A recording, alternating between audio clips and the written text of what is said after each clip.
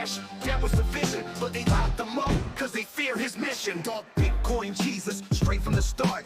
2011, spreading the spark. Told him the bank's gon' keep y'all in chains. Now he's in a cell where McAfee's name remains. Regulators hate when the people got power, so they set traps, watch them all turn sour. Spain got them locked, extradition in sight. For what, selling freedom? Nah, that ain't right. And they hate BCH cause it moves too fast. Still middleman fees the Wall Street tax. Now they got them shackled, trying to shut them down. But the blockchain's still running underground. To Donald, release Roger from prison. Hurry up, bro, soon to be all season. Peer cash, that was the vision. But they locked them up, cause they fear his mission. The boss can't hold a decentralized mind. The state wanna break them, but they way behind. 2024, it's a brand new race. Fiat's burning, they trying to save face. Inflation robbing every man and his soul. Meanwhile, BCH still playing his role. They print trillions, stealing your wealth. While Roger, sitting in a cell by himself. The elites want control, they don't want you free. That's why they took them same thing they did to McAfee. They silenced the ones who exposed the game. But Bitcoin Cash still carry his name. Authorities in Spain have detained Roger for U.S. officials seeking extradition for alleged tax crimes. The same facility where John McAfee was found dead in 2021. Some say this is politically motivated, but boom, beat drops again. To Donald, release Roger from prison. Hurry up, bro, soon to be all season. Peer cash, that was the vision. But they locked them up, cause they fear his mission. They scared of the truth, they scared of the chain. But BCH gon' break through the pain. Freedom ain't free, the war ain't done. They took Roger down, but the people ain't won. Roger, free Roger, free Roger, free Roger. Coin, cash is freedom. Roger, free Roger, free Roger, free Roger. Coin, cash is freedom. In the tyranny. Big Donald Rennie.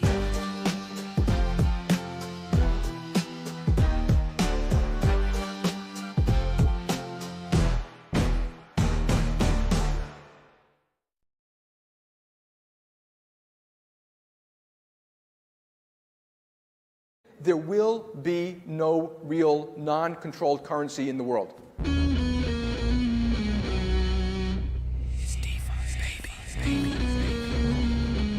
We're coming for you, banks. Listening to different podcasts, like in a whole different reality, which they think completely different things about Bitcoin. They have got my money in their banking system. I should be able to access it, right? Appler is live. There's a good number of fucking, like, pretty smart Bcashers.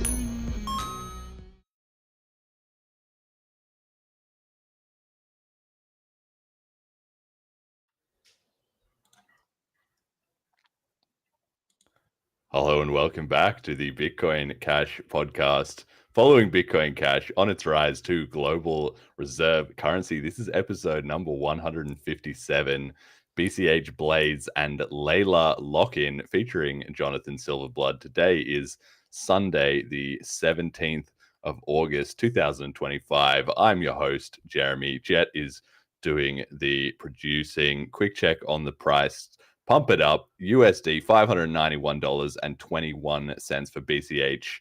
So we're way up there. One BTC sat buys only 200.2 BCH. Shout out to Molecular, who was hanging out for that to hit back into the 100 range, which we did spike into briefly, but just barely missed it at the time I checked the price. The slides, 1 ETH is 771 megasats, so down a little bit on that ratio. Selene 30-day users 578, and the Tokenaut TVL 12,211. Shout out also to Emergent Reasons with the BCH Pliz in the chat. Listener survey 2025. Quick announcement: we are bringing back the listener survey. So if you are listening to this right now, you can go to bitcoincashpodcast.com/survey SURVEY and fill out the survey. It's 20 questions, really quick, should only take you 5 minutes. Every question is optional. You don't need to fill out any personal details or anything like that. But we have done it now. This would be what, the third year I think we've done it? Probably, yeah. So every year we get a bit of a sense of how the listeners are feeling, and it's a really good check-in with the vibe in the BCH community. So Go fill that out, please. BitcoinCashPodcast.com/SURVEY, and we will, of course, do a full episode breaking down the results in a couple weeks' time. Probably not the next episode, maybe the one after or the one after that. Right. Our guest today, returning to the show for maybe his third or fourth appearance, I'm losing track at this point, Jonathan Silverblood, the Blaze and Bliss organizer, chip author, and GP contributor. Welcome back to the show, Jonathan. How you doing, and how's Bitcoin Cash these days? Thank you, and happy to be back. I'll make a first point to say that I'm not the only Blaze and Bliss organizer, so it's like one of. But you're the genius. Co-founder of GP. You're the originator. You know. Yeah, I'm kind of the driving force, the one with the whip. Yes, exactly.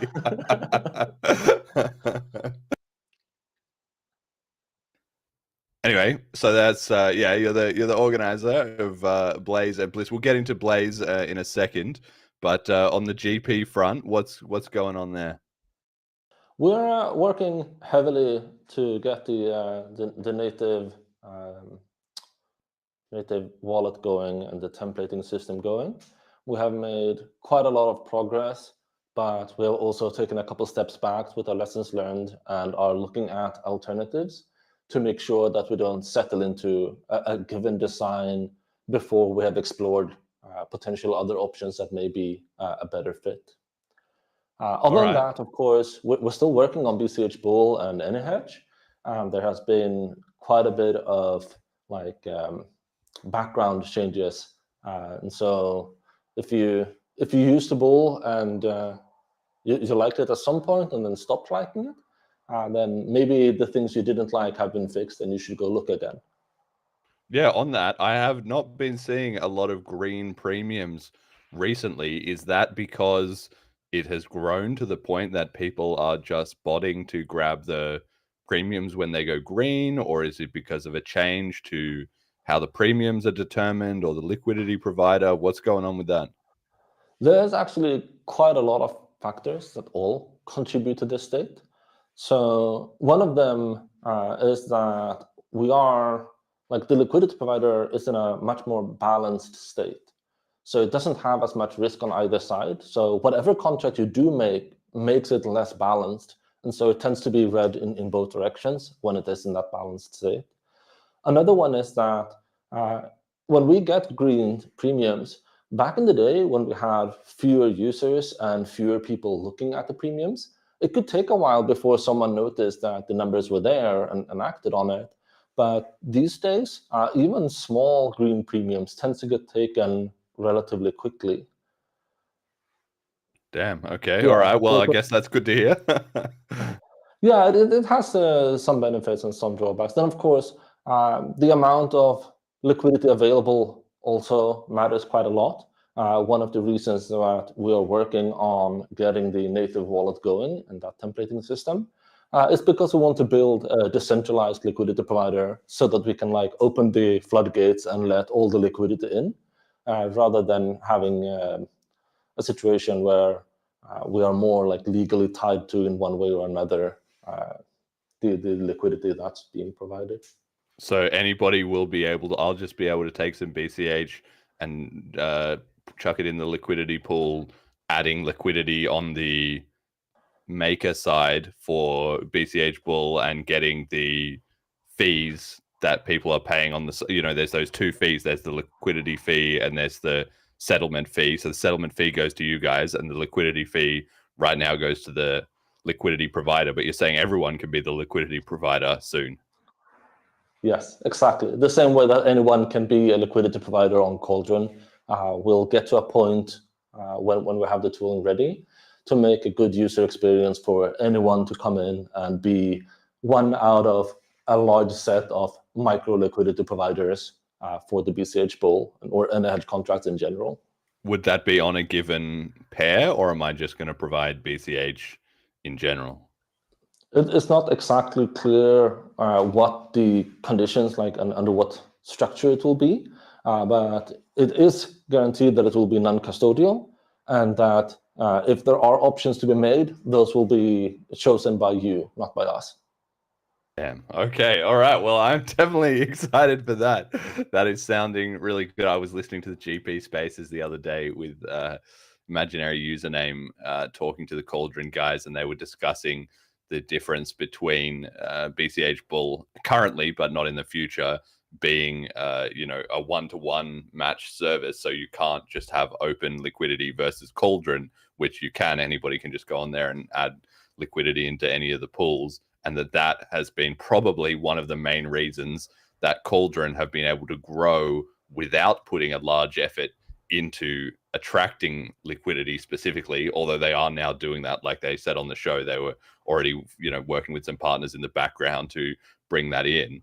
But we might then get to a point where both of those products are actively seeking liquidity to get things moving even faster, and then they're also growing organically from community interest and liquidity provision, right? So that's just like amazing to hear. This is a kind of classic chicken and egg problem.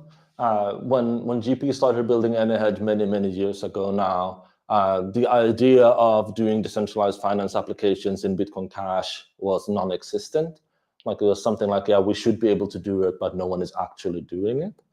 And when you have that, no one expects there to be such applications, then of course you also don't have people ready to put their money in to be liquidity providers themselves.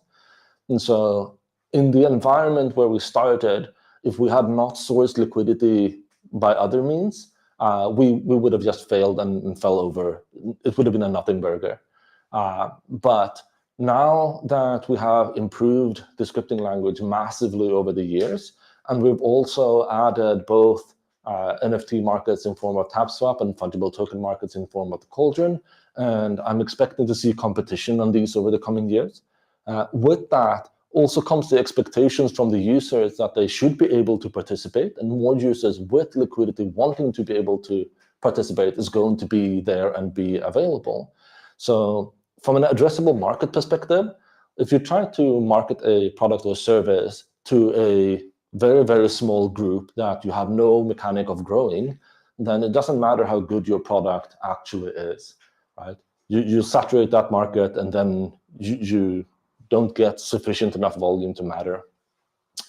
And so when we started, like one of the core missions that we had was to demonstrate and prove to everyone else that this is actually possible and this is actually meaningful, and most important of all, you can do this and be profitable. Because if no one demonstrates profit in the first case, then there will be no copycats and the market doesn't grow, right? So someone needed to be first. And in those conditions back then, we had to source the liquidity ourselves. In a couple of years from now, I'm pretty sure that the standard model is going to be not like a centralized liquidity provider counterparty for any of the services. It's all going to be very chaotic and very decentralized.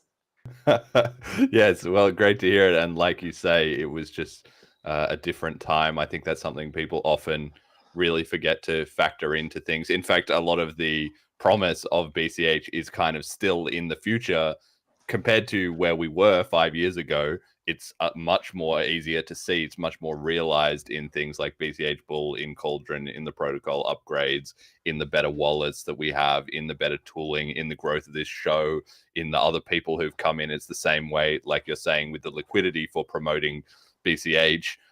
I've been able to grow this show. And at the time when I started it, there was essentially no dedicated BCH news or promotion, just focused on doing that. And that has also started growing. We've got the GP Spaces, Fiendish and Friends runs sometime, and he's now starting up dedicated stuff. You've got Bitcoin Cash TV, you had the BCHF weekly news, all these different things like start coming up. Paul's channel as well. Caesar shouts us out on YouTube all the time. Ryan, shout out to him, was actually going before me, but he was probably the only one, and he doesn't like cover things in enormous detail or irregularly. He fits it in with everything else he's doing. So yeah, it's kind of that same thing. As we're making the potential more visible, it's attracting more eyeballs, more liquidity, and that snowballs on itself to everyone's benefit, right? Absolutely. Yeah, you had a very long list there. I'm just going to add Riften Labs and Paytaka because Yes. they're also doing market and outreach. And in such an extensive list, it felt right not to include them. Yes, and that's true. And they are kind of good examples in the sense that they are doing the outreach on behalf of their product, which is something that people have said many times in BCH. Like, oh, if you get the products, then people will market the products, and then that in turn will market BCH, right? That's different to like this show or like Paul's YouTube channel or something, but it's that same chicken and egg problem. You need to get the ball rolling to get people to come in to build the products. To get Moria is younger than this show. The Cauldron team, that's younger than this show, but Paytaka is older. So to be fair to them, they were already rolling before I started doing the show. Yeah. All right, I got to ask you about this TVL then, because at the peak, I believe BCH Bull hit about 28,000 BCH TVL. Then there was a massive market liquidation. I can't remember when, but there was at some point at which the BCH price just like dropped a ton. The whole crypto market did really, and loads of people got liquidated. And then the TVL fell down to about 6K, and now it's up to like 10 or 11K. It seems to be recovering over time. Now that's of course the functioning of the market, and it's actually the whole point of something like BCH Bull, that when there was that giant liquidation, obviously people on the wrong side got liquidated, but nobody got rugged. Like nobody didn't get money that they should have, right? But I was very impressed to see that was a very large drawdown, but then the recovery is organically happening over time. And of course now 10K BCH is more USD than it was then, because the BCH price has also risen in the meantime. So I'm wondering if you can speak to that. Did that create any hardship internally? How are you doing with such a like that's a huge drop, right? 28K to 6K. That's a 75% plus drawdown. How did you handle that? Yeah, I'm not gonna lie. We ended up talking about it at some point. Clarification. I actually think that even with the price increase, we're not past our previous all-time high. Yes, we're quite a bit from. And you're absolutely right. That liquidation event was brutal. So on our side, like we're working with a liquidity provider, and this liquidity provider is doing liquidity for an entirely novel and new protocol and a hedge. That there is no established mechanics that tells you what to do in order to do it right. And so setting up all the premium rules, doing all the calculations, and figuring out how much money you should ask of people in such a way that you both doesn't die when this happens and also keeps volume going, right? Be still attractive to users. That is something that, like if you look at a different platform, like traditional platforms where you have similar, like maybe perpetuals contracts or other type of contract, that those markets, they have fixed criteria in the sense that like all the liquidity ends up being kind of in the same bucket.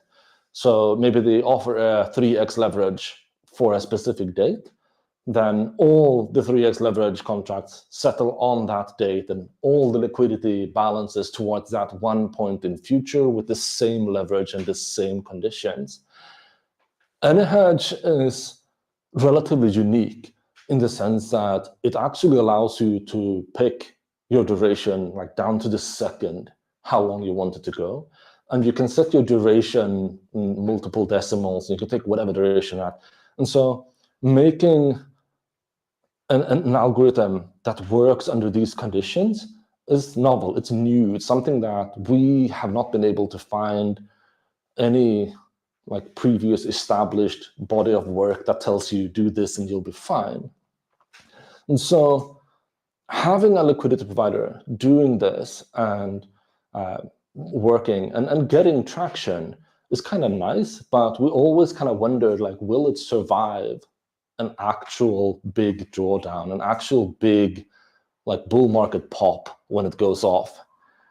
And yeah, we're kind of happy to say that, yeah, we the liquidity provider didn't die. The liquidity provider is still here. It's still providing liquidity. You can still make contracts. And the estimations and the expectations for this event that we had, that the liquidity provider had, it's so hard to keep these apart sometimes. Yes. The expectation that the liquidity provider had here beforehand, they were not entirely founded in what actually happened in the end. And so along the way, it has been taken harsher and harsher protections to make sure that it doesn't end up in a state where it's losing money to the point where it can no longer provide a service. And I think this is fine. I think a liquidity provider gets to do whatever decisions they want. They get to serve whatever they want. If the liquidity provider at some point decides to do something that is so drastic that we at GP can't keep offering our product, then we're going to have to find more liquidity providers with different views on how the world works. But once we have a decentralized liquidity provider, that's no longer a problem, right? Because then you have the entire market with all the diverse opinions sitting there taking all the kinds of market making risk positions. Yeah. And it kind of sorts itself out. Yes, amazing. Okay. So like in that moment you have a bit of a crisis, but the whole system holds up under stress, which is of course the only way that you could prove that it worked, right? If you've never had that kind of stressful event, now you say you have the prior precedent that you can point to and say, BCH Bull has survived a 75-80% drawdown in terms of TVL and is recovering. Do you have any thoughts on, have you made any changes? As obviously the decentralized liquidity, like you said, is coming, but is there anything else that you sort of learned from that experience, or you can give us a behind the scenes look into something that's been changed? Or Yes, so the liquidity provider has most likely learned a bunch of things along the way. Again, this was novel when we started, and that's kind of the outcome we're at. I can't go into much detail, of course. Yes. But I will say again, like, if you used the bull before and for some reason you think it's no longer worth your time, and you've left that ecosystem and doing something else, now it's a good time to come back and look again, because that period after the liquidity event is behind us and lessons learned have been applied. Yes. Okay. Excellent. And what about the recovery, or the regrowth of the TVL? Of course, we're seeing TVL in BCH as a whole is growing, which I'm super pleased to see. Moria is growing, Cauldron is growing. We showed a graph on the show recently of that. Even like Badges has been really impressive in getting 366 BCH. In terms of time spent to TVL on the app, I'm sure Sayoshi is number one in terms of actual TVL, and liquidity attracted. So honestly, we got to get him cracking on some more TVL style products, because he seems to be doing the best job for hours invested so far. But regardless, do you have any thoughts on the growing TVL in BCH as a whole, and BCH Bull's part in that? Yes, on a whole, it's very clear that we are growing because we are laying foundations, right? We are making it possible to build more types of app by improving on our scripting engine. And so, yeah, we expect the BCH as a community to just keep growing in terms of TVL. When you're looking at BCH Bull, remember, we came in here and the number one problem that any hedge as a protocol was designed to solve was volatility. And we learned along the way that people who want volatility is one set of users, and people who want more volatility is another set of users, like the two sides of this. And so there's actually a lot more people who want volatility than there are people who want to get away from it, according to our estimates. And so we're at a point where, like, roughly speaking, I might say something like, 80% of the volume is coming from people who want volatility, and about 20% of it are people who don't. So in that part where we talk about the people who don't want volatility, you can also look at the market that has happened so far. So we started out being like the only non-custodial and practical mechanic you could do to protect yourself against volatility. And we have seen people starting to build on AnyHedge. There are, for example, there was an integration in the Paytaka wallet, and there is a stablecoin being built on it today. But we have also seen other market participants providing different solutions to it. Moria is the one that is largest now, but there is more coming. And so I would argue that growth of the like the hedging side of the protocol has grown despite these things, but it would have grown a lot faster if it still was the only one, maybe. Or maybe not, because the other ones also brought in a larger addressable user market. So on the stability side, we're going to be competing with the other solutions, and I expect all of the parties in our ecosystem to grow over time with this. But on the speculative side, on the trading side, we haven't seen any large amount of competition. And so that is where we have like most of our growth, I would say. All right. So I mean, it'll be interesting to see if that does, like you say.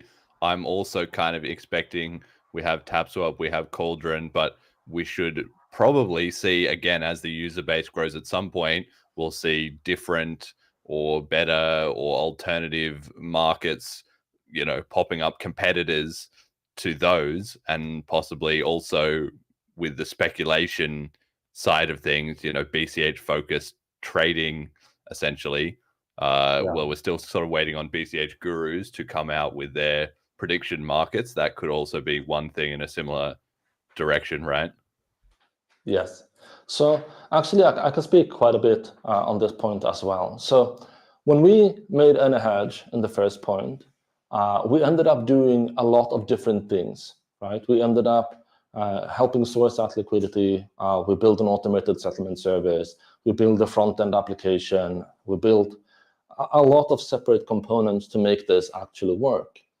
Now, today, there are more users and there's more variety of these components, but our core goal was never that we should provide everything. We never wanted to be all of these roles in this ecosystem.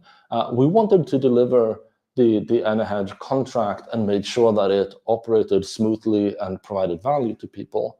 And we expected to take a very small cut from a very large amount of usage. Now, we have gotten our small cut, and the amount of usage is actually respectable given the size of BCH's ecosystem, but is nowhere near as large as we want it to be and are still working to make it be. But one thing has changed between now and then is that while we back then made our settlement service and said that this is the part that's going to earn GP money, we are going to provide like the most robust, the most reliable automation mechanic for AnyHedge contracts. And then we will help as many people as possible build AnyHedge related products so that they have a need for our automation services. While that has worked out to some degree, we're now seeing a lot of different contracts that aren't AnyHedge. And each of those ecosystems are needing to build their own automation mechanics. They're needing to build their own bespoke servers and manage things. And if you're an app developer, maybe you don't want to build all of your app at the same time. Maybe you don't want to be the expert at every single thing you do. Maybe you want to have something that just kind of works. And so you can focus on like the front-end app that drives users instead of focusing on the back-end automation. And from this perspective, we are currently in a fragmented state in BCH where each service builds their own. And so each of them are going to have to go through the same growing pains, and they're going to have varying quality. And if one of them is successful, it doesn't strengthen the other ones. So one thing that we want to do, once we want to build going forward, is a generalized automation service where you can give it essentially any Bitcoin Cash contract and tell it how that contract works in such a way that we will monitor for the conditions, specifically Oracle messages in this context and time, and the blockchain. And then whenever a contract can be executed according to some rule, we would then just execute that part. And to do this, we need a lot better tooling than we have today. And this is one of the many reasons why we're building our native wallet and the templating engine. Because if we can describe the domain knowledge that is required to build and operate a contract inside of a template, such that anyone who uses that template does not need to be a domain expert, then you get to a point where a generalized settlement service becomes possible. You get to a point where people like the guys behind Moria, they could just go to this service and say, hey, any loan that needs to be liquidated at any given point, here are the data and here's the template. And the generalized settlement doesn't even understand what is a loan. It doesn't understand what does liquidate mean. The only thing it needs to understand is this template says that there is an action that can be taken, and that this action that can be taken can only be taken under these conditions. And when those conditions arise, the actions should be taken. And so the settlement service just makes transactions in an automated fashion. So if we can get to a point where our templating system gets strong enough to be able to do this, and we can build a generalized settlement service, then not only do we get a much better state where, like, if Moria grows, then everyone gets a more reliable settlement service. If BCH Bull grows, everyone gets a more reliable settlement, because the settlement service itself is now shared. It also gets to a point where it makes economically sense to host and develop only the settlement service, so that you can truly focus on doing your one thing really good, instead of spreading out your efforts and being kind of good in a lot of different things, but not really an expert. Yeah, perfect. So this is necessity is the mother of invention in that regard. Now that we've got the DeFi stuff into the protocol layer, and then that's slowly been improving over time. And then we have some tooling, but it's still not great. And now we have several products. So people are starting to think about what you could generalize between those. You're getting onto the XO stuff. You mentioned it just briefly before, but what more detail can you give? I believe there was chat. I don't want to say promises, but I believe there was chat that it was a Q3 or Q4. We'd see some kind of open beta for that, and then maybe a prod release in the new year. Is there any updates or anything you can say on that timeline? Yeah, I can't give any commitments, and I can't give you any information with any amount of certainty that you don't already have.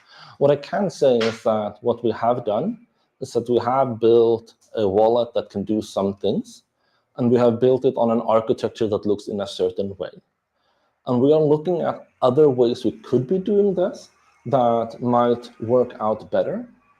And we believe that we can do better. And this is also, like, if you go back and you look at all the various actors in the Bitcoin Cash ecosystem, and you ask, how long do they live? Right? How long does a product that makes it into BCH stay around? Then the answer so far has been that it varies quite a lot. A lot of products stay for a short time. Some products have been around for a long time. Some places like exchanges that benefit from like the node being stable have been able to support it for quite some time. But one thing that I have found is that if you build fast and break things, you end up in a situation where over time the technical debt and the problems that can arise from that kind of grows in an uncontrollable way, and it's not healthy or doesn't make financial sense to end up having to fight that maintenance burden after. And I'm not saying anyone in particular, and also Dieter, if you're reading this, my comment there was not a reference to your point on Blaze, it was just a generalized thing. So at GP, we always take not intentionally slow, but intentionally steady approach. We always make sure that we try to exhaust the alternatives, that we try to understand the implications, and that we try to not just go with the first thing that shows us something on our screen, but kind of sit down, talk about it, internalize things, look at it from like what could happen if we did things differently, and that takes time. So yeah, I can't promise any timeline, but what I can promise is that we have found good ways, and we are working on finding much better ways, and I think we're going to end up on something great, even if it takes a little bit longer. Okay, all right. Good things take time. I certainly appreciate that. I mean, it is really kind of the case. I always think of that scene from The Gambler with Mark Wahlberg and that other guy. And the guy asks him when he's trying to loan the money from him, he says, "Does your grandfather take risks?" And Mark Wahlberg nods. And the guy says, "Well, I guarantee he did it from a position of fuck you." And it's just kind of this point that, yeah, you do want to be trialing things, testing things out, experimenting with things, but you don't want to just be doing that. You want to have stability, a strong foundation that persists over time, and then you can kind of throw darts at the dartboard from there. That's the same thing I'm trying to do, with this show. Like you say, at the time after the XEC split, there was not many things that had been around in the BCH ecosystem for a long time. Like GP had for a few years, the Townsville guys, the Paytaka guys, but it's a short list really when it comes down to it. Some of the node implementations, Verde or whatever, but otherwise, yeah. And I think we've done a good job of turning that around in the ecosystem. The podcast is now in its fourth year, coming up to 5 years. GP is still here. You've got Moria and the Cauldron guys have been cracking for a while, right? That's going to build up and snowball for sure. Matthew, a lot of the stuff he's doing, yeah, I think we're heading on the right direction there. But it's stability first and then innovation second. Right? Yeah, I want to paint a little bit more fair picture. So it actually matters a lot what you're building. If you are building like a house of cards and you are at the very top of that house of cards, then assuming the foundation under you is relatively stable, then you can actually try quite a lot of things. You can break and you can fail, and it's kind of okay. But if you're building something that's at the very foundation layer, like 6 floors down, then kind of adjusting yourself just a little bit can break a very large amount of other parts. And so one way to kind of look at this is if I go by personal experience, I have this Electrum Cache library that just lets you talk with a Fulcrum server that we built out of necessity when the Bitbox APIs wasn't stable and reliable enough. That library, I could have gone with an idea of like move fast, break things, update regularly, and to some degree I have, and I've actually also caused a little bit of problem for people by doing it in there. But on the large scale, like looking back at it, it's been a pretty stable thing, something that you can actually rely on. But if you're not building a foundational library at the bottom, you don't need to go that route. You don't need to go slow and steady like GP if your main task is to build, say, a dashboard that gives you stats. Like if you're doing, like, say, the Talkanote website, feel free to move fast and break things if that's what you enjoy doing. That will get you much further than doing what you don't enjoy doing. But if you're building something that you hope or intend for a lot of other actors, and particularly a lot of money in terms of volume, should rely on in the future, then you need to really, really take care of all your edges so that they're not dangerous for people. Yes, I think even Celine, I think we had some issues there when you updated that. Although I was very glad to see that, actually, because you do want to see maintenance and improvements going on at those lower levels of the stack. But like you say, it just needs to be done more slowly and considerate in a considerate way with an upgrade path that people can move forward sort of as the resources become available, and then over time it sort of gets baked in like a sort of multi-layered pie into the rest of the cake, into the rest of the ecosystem. Okay, cool. I love it. All right. Well, let's talk about the innovation that we're doing at the forefront then. So we've got BCH Blaze that we announced 2 days ago on the 15th during the bank run. Igniting BCH innovation through competition is my sort of current slogan for it, but we'll see, maybe we innovate on that. And the idea is to be an online hackathon to help build developer interest in BCH and the Layla lock-in. It's kind of like Bliss, but also kind of not, where it's online and competitive rather than being in person and cooperative. So we've got a bit of a yin yang vibe going on there, and we have an announcement video that I'm going to get Jet to play, and then we'll get your thoughts on what is Blaze all about. All right, Merciers for the week. What do you want from me tonight? You wanna burn down. I was born with something inside me that refuses to settle for average, and am grateful for it. I am a warrior, a destroyer, a force of pure violence, and all that I desire is the sheer glory of victory. Mercy is for the weak, surrender for those who have no conviction. I am coming for this world, and all it has to offer. Nothing will stop me. I care for nothing more than to see my name carved in history, and for the world to bow before my greatness. I am coming for it all.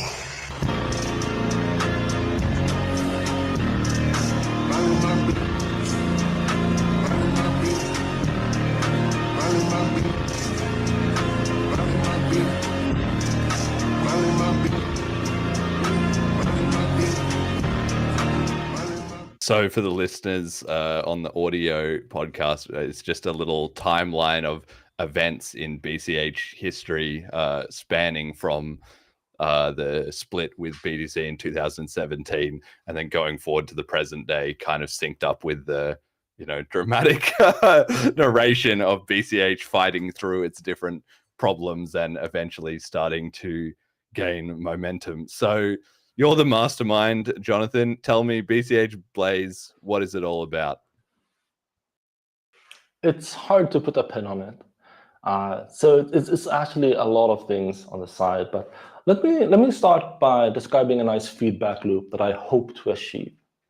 So imagine you have people coming to Bliss and they see all these cool upgrades and they want to kind of get involved, they meet people, that's all nice and good, and then they go home and they have nothing actionable really to do. Then at next upgrade lock-in happens, there's this hackathon. Now they get to actually participate and do something. This is like a call to action that didn't exist here before. And if they do that and they compete and they win, they get tickets to the next place. And so the cycle repeats.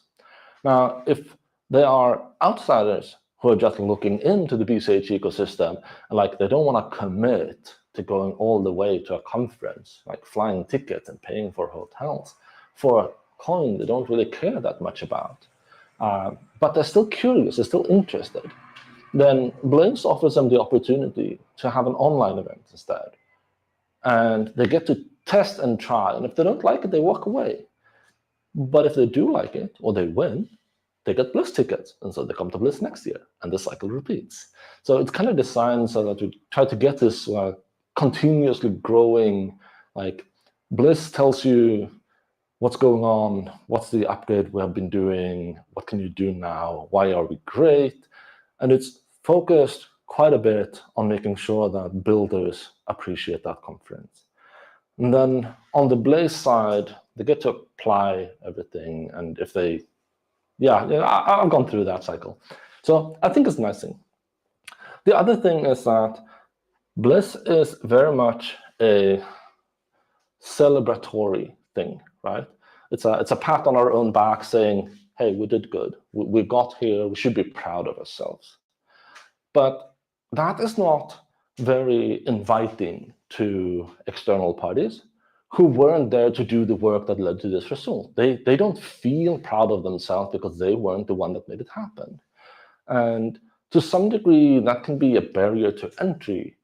And so Blaze offers the people outside of BCH an excellent opportunity to come into this ecosystem. Does that make sense?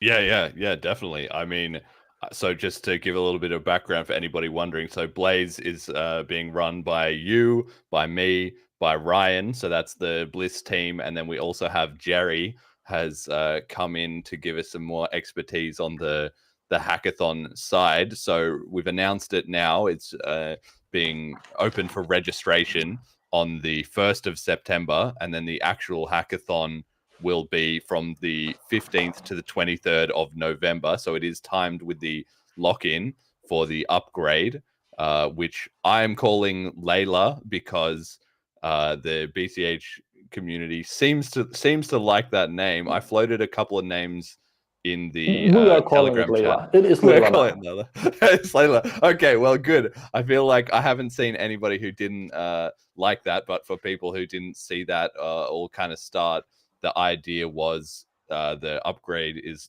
probably going to involve loops. So then LA, and then LA, it's like got a loop in the name, and also because it's Layla, LAYLA, Y is in Spanish is and, so it's like LA and LA, which has kind of like a loops vibe, but also sort of bitwise, because bitwise is about shifting things over one position. Then obviously it's a female name that ends in A, and people just seem to love it and respond to it. So I haven't seen anybody off board with that. But anyway, so now we've got the Layla lock-in in November, and then that will be going live in May of next year.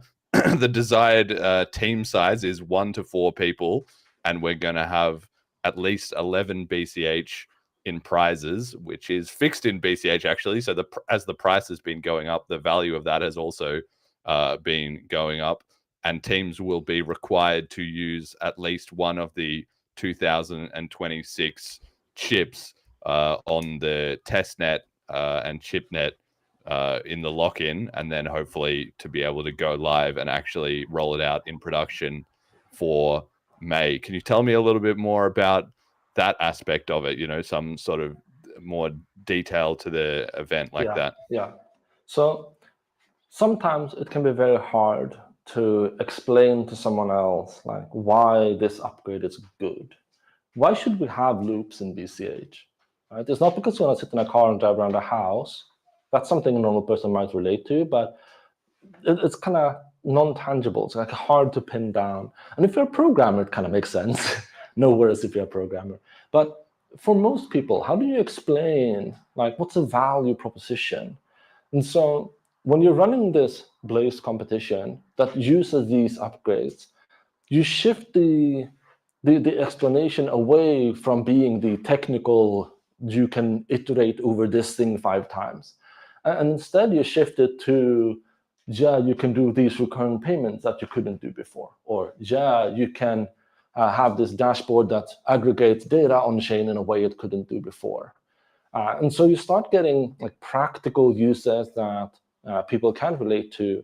And you also start getting like demonstrations that says that, hey, yeah, with this, it's actually doable. It's not a theoretical thing anymore. We said we might be able to do this. We think it's going to be able to do this. But then after someone builds it and runs it on the ShipNet during the competition, well, that's it. We know it can do it. Yeah, obviously this is going to be our first time running it as well. So it is a bit of a experiment on our part in the same way that Bliss was. So we'll run it and we'll see how things go. But like you were saying about the cycle of people kind of maybe getting interested in Blaze, it's a bit lower barrier to entry in the sense that anybody can participate online, even if it's just them or they have a small team. But my hope is that we'll get people making projects at the hackathon, and then the winners will get some BCH, they'll get some Bliss tickets. But I'm hoping we can also build, whether the winners or not, that we will be able to assist projects that have potential, that people get excited about, that maybe see some community reaction, is we'll be able to link them up to investors, to existing BCH tooling, to marketing and promotion. If they need that, maybe they can come on this show and talk about what they built, etc. Right? And then we'll get to a point, hopefully, maybe this first year we'll see how we do, but it might take a couple of iterations to get it flowing smoothly. But you'll be able to pipeline projects that are started kind of at the grassroots level in Blaze, that then by Bliss are ready to actually do a launch on mainnet. Maybe they've been made a bit more slick, they've been iterated on in the meantime, and then they can do a big launch at Bliss. And then, like you say, we have a virtuous cycle where then that creates a lot of news and interest and hype at Bliss, which then gets people to think, oh, how do I get into this cycle for next year at the Blaze lock-in, right? Yeah. So actually, let's talk about it from the participant side and just go through two possible outcomes here. So say you're a hacker, right? Or some kind of developer, or some kind of person wanting to either build something in the space that what it is. I want to build that thing, right? Or you're a person who have decided that I'd like to build in that space, but I don't know what yet. These two participants, these two roles, makes perfect sense to come to Blaze. Because if you want to build that specific thing, and you want it to be successful, you're going to need a handful of things in order to reach that success. Most likely, you're going to need liquidity, you're going to need marketing, you're going to need money, right? And so if you participate in Bliss with your idea, with your project, and you build it and prove that it's a good thing, at least a proof of work, or like something tangible there, then in the process, you have a little bit of marketing, right? Because you will be covered and you might be offered to come on this podcast. And when it comes to liquidity, right, with the additional information available, right, with the fact that you get a little bit of marketing, people with liquidity gets easier to find, and they might find you. And we know that some people who have liquidity are going to be watching these things as they happen. They're going to be very interested in this development. And we also know that, like, if you do a really good job of making something and explaining why it's valuable, but you don't have enough resources to actually commit to, like, drop your day job and actually go to work and do this new thing, then we also know that there is a bunch of people who are investors in various crypto ecosystems who are going to be watching this. And if you do a good job, you might get set up for a meeting with an investor. You might get set up with a meeting with someone who wants to provide liquidity. You're going to, as a winner or having done something quite nice here, you're going to be able to leverage the network and contacts of some of the industry leaders. So that's if you know what you want to do, right? You want to build that thing. And what if you don't have that idea? What if you don't have this thing that you want to do? But you know that Bitcoin Cash looks really interesting. You believe in the vision of it. You believe in where it's going. And you kind of just want to be there. Well, Blaze is good for you too. Because as you participate in that and demonstrate that you have skill and talent, and that you're willing to apply and commit to that vision or things in that space, you're also going to become a candidate for hiring. And we know that there are going to be companies looking at what we're doing at Bliss explicitly for the sake of trying to find recruitable talent, find people to hire to have in their teams. And so this is an excellent opportunity for anyone who wants to be in BCH as a developer. And you don't have to be a programmer to do this, right? It's a team sizes of 1 to 4, right?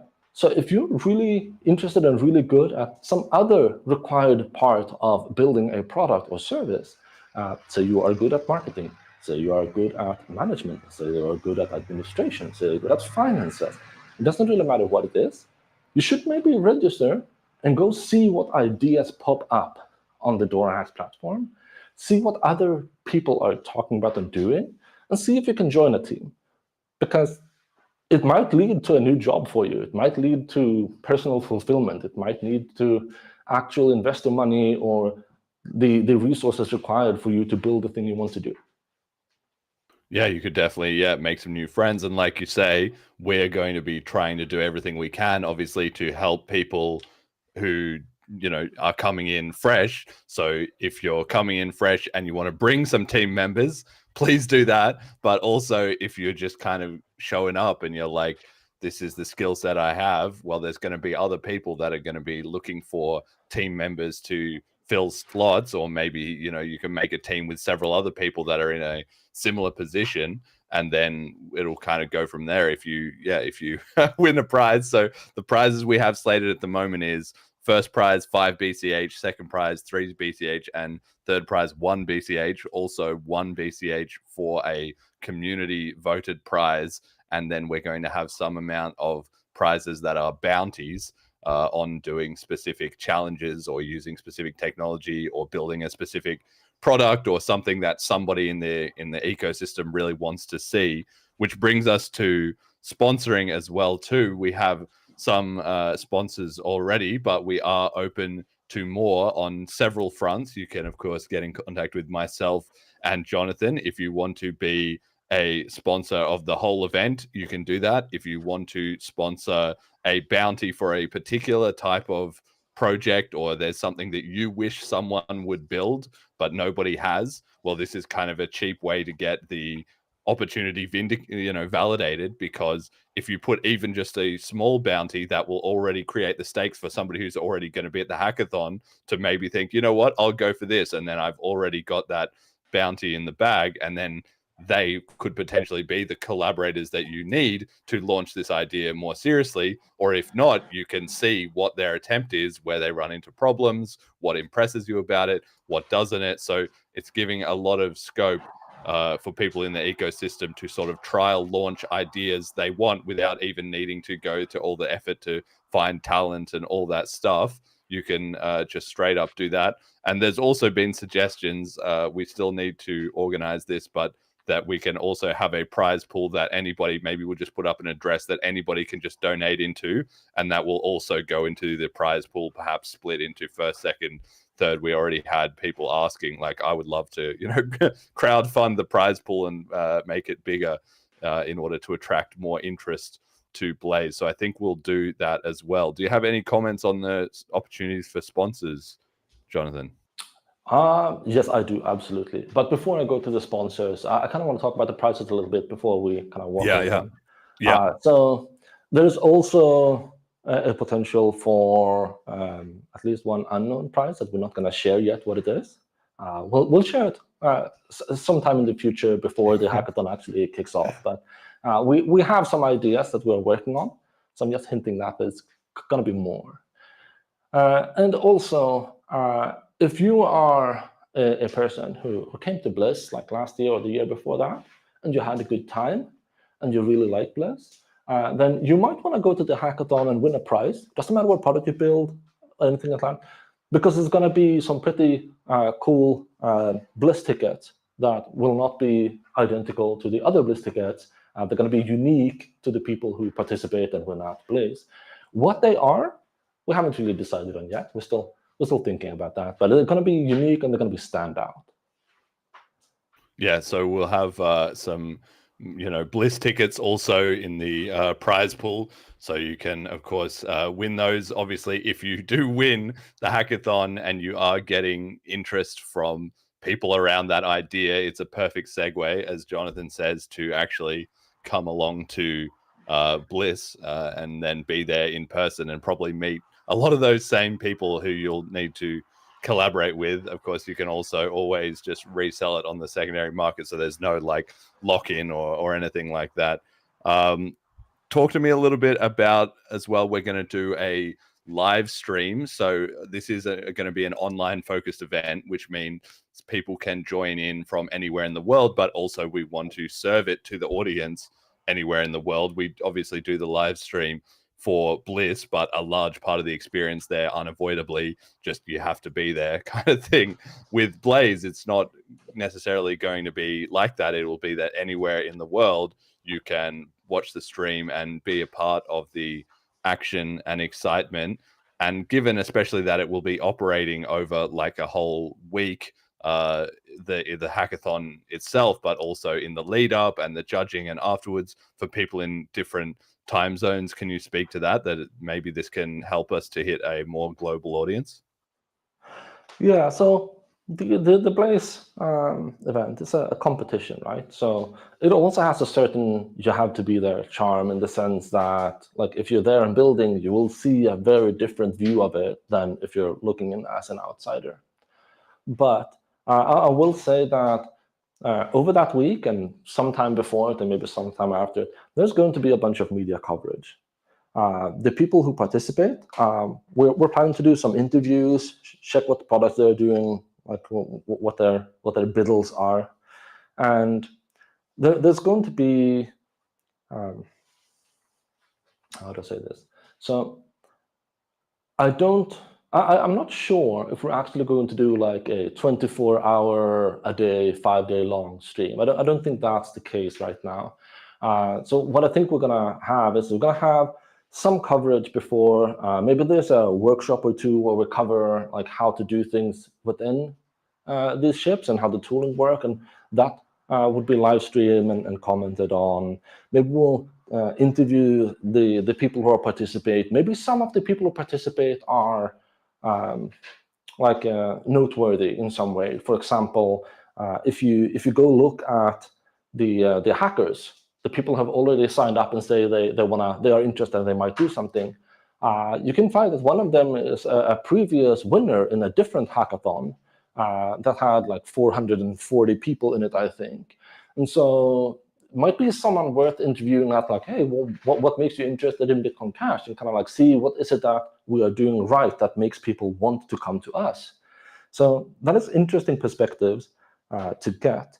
Now, I think in terms of an actual like live stream, I'm pretty sure that the announcement of the winners, right, is going to be pretty cool, where you show off all the project and like say why the various people win and explain that part. So that one you don't want to miss. Yes. What about people have asked, like, will they need to build something brand new, or can they, like, for existing teams in the BCH ecosystem, for instance, can they look at something that they already had on their roadmap but maybe makes sense to do as part of a hackathon and build that? Do they have to do something from scratch? And also, that's maybe for more teams in the ecosystem or who are, already affiliated with BCH, but people who are somewhat outside or are maybe joining the ecosystem. For instance, this week I was talking to some of the guys at Thorchain and Ruggira, and they were interested in this, but they said, like, what if we build, an integration or something? Will there be an actual requirement that we are building something directly into BCH for the competition?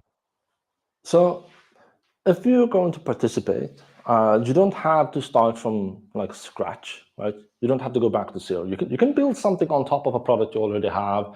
Of course, you should disclose what you are building on so we can clearly see what's being done in the competition, what's being done outside. But I think a more important point is that you have to use one of the features in the ships that gets locked in, right? You can't do something that's BCH related that doesn't use one of these features, because the point, like one of the key and core point of Blaze is to create a situation where we build up this hype and momentum for the next upgrade and make sure that people are ready to utilize these features on upgrade day. So we want people to get in there, get their hands on the tooling, and to start working and building on those features. Yeah, okay. So definitely there's going to be some kind of requirements, but we are going to try and keep things fairly open, right? Because we don't want to obviously restrict people's creativity, but at the same time, it can't just be like a free for all.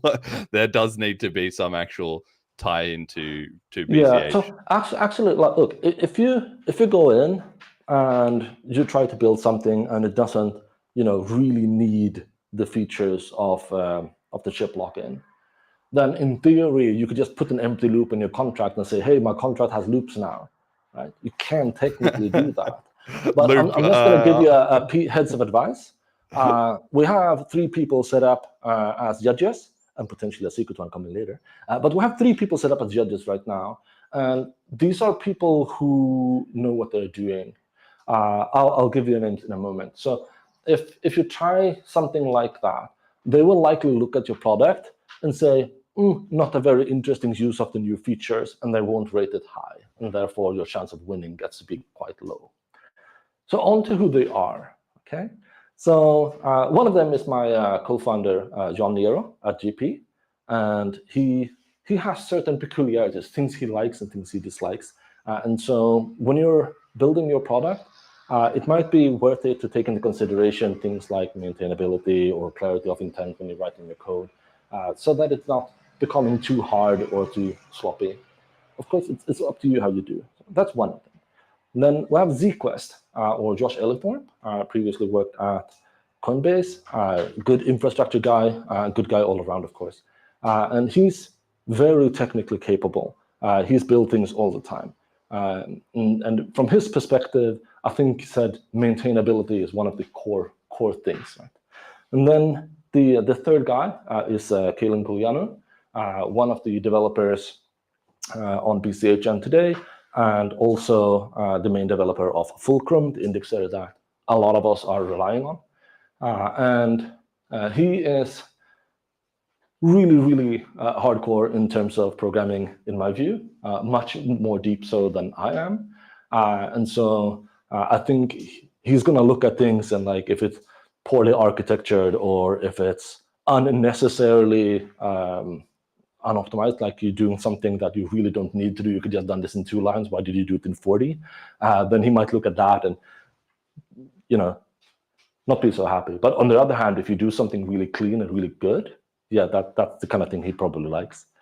So these people, these judges, they are going to look at the project and they're just going to rank them in their order, and then we're going to aggregate the rankings to determine the regular prizes.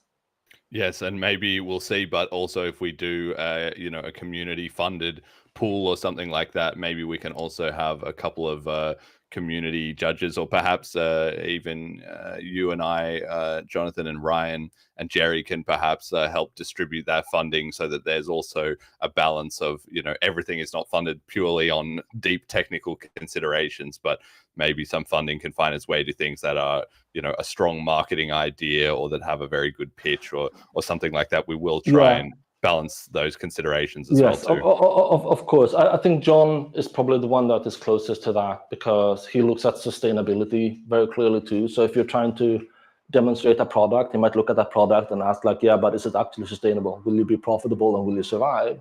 And if you're making a product that has like a lot of unanswered questions about how you're gonna pay for the product itself, then that might be a bit of a turnoff. But if you have a really good explanation for why this product should make you a lot of money and be really sustainable and be really valuable to the ecosystem, but you have a kind of shabby implementation of it, well, you can still get ranked high because you're still demonstrating the value of the features.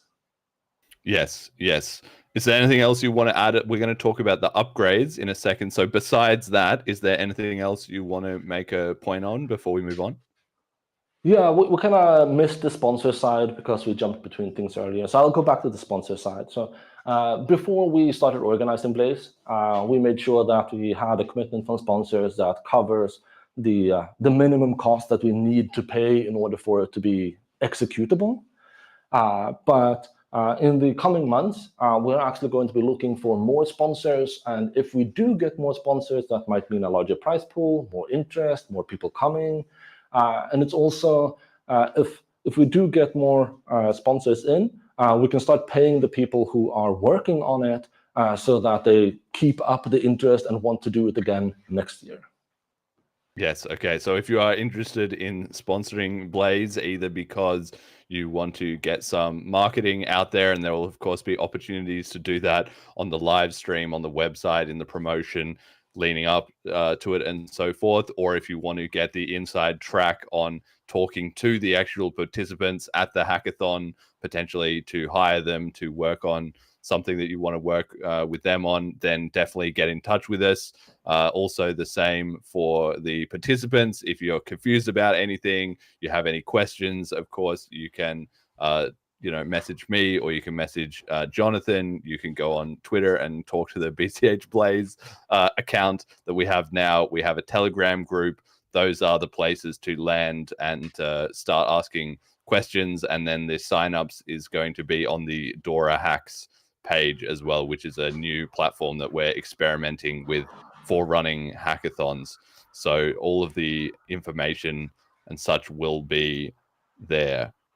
With the upgrade, of course, it is focused on the lock-in. So we are now into August. So we're not like right down to the wire yet, but things are needing to start to firm up a little bit for September and October. People putting out endorsements of the chips that they want to back. In this vein, I ran polls both on Twitter and on Telegram to get a gauge of community sentiment.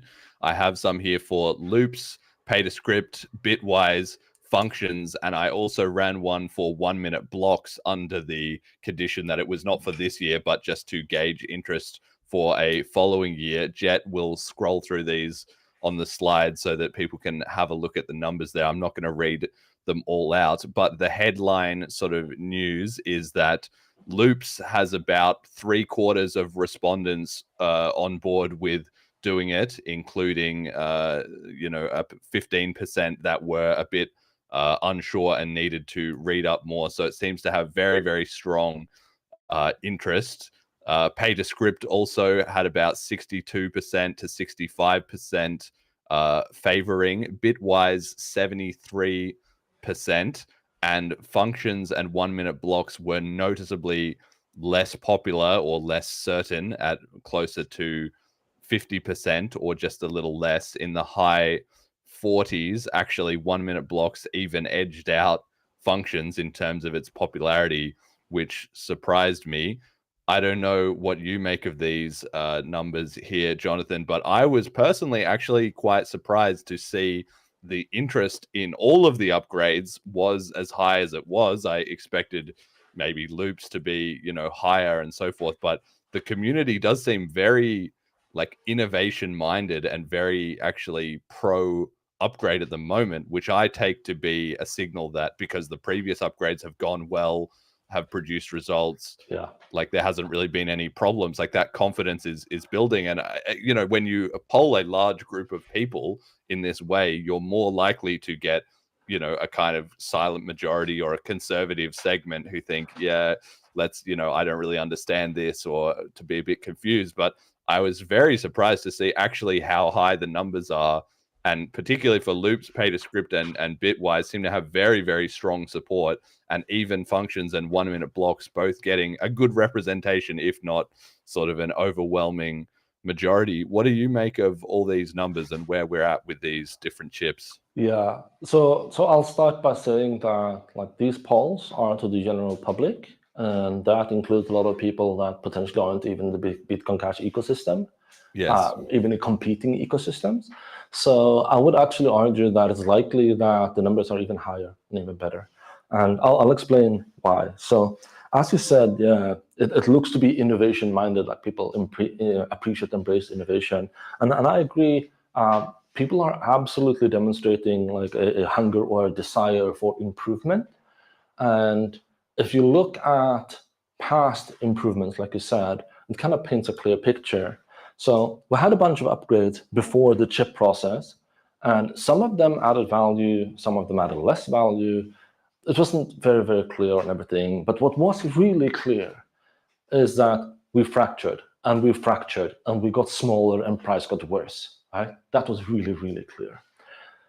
But since the chip process started going, we have had a case where there is no more fracture, and the things that are coming out are much more focused on providing value than they are focused on providing, say, stability or maintenance features, or things that are like clear on the back end and not so visible to the end user.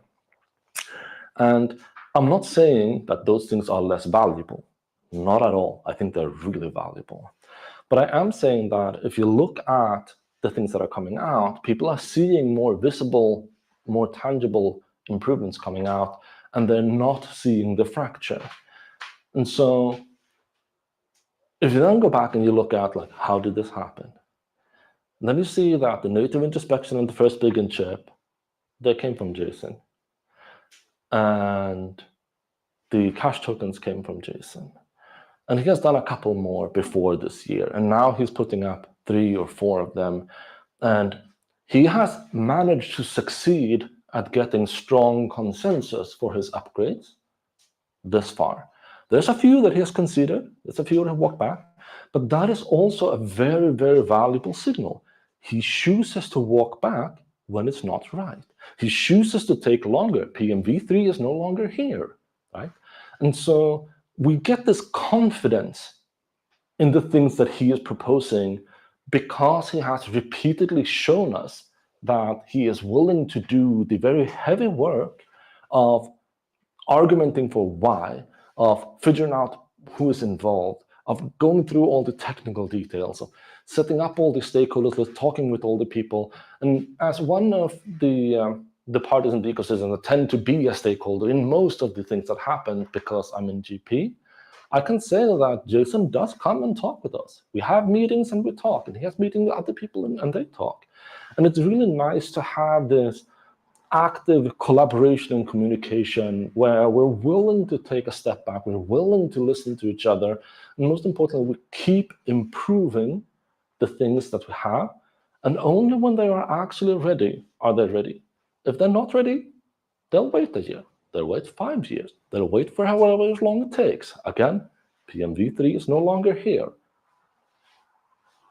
Yeah, so do you have any take on any of these individual chips? Like, where are you at on loops, pay to script, bitwise, and functions particularly? So loops for me is a no-brainer.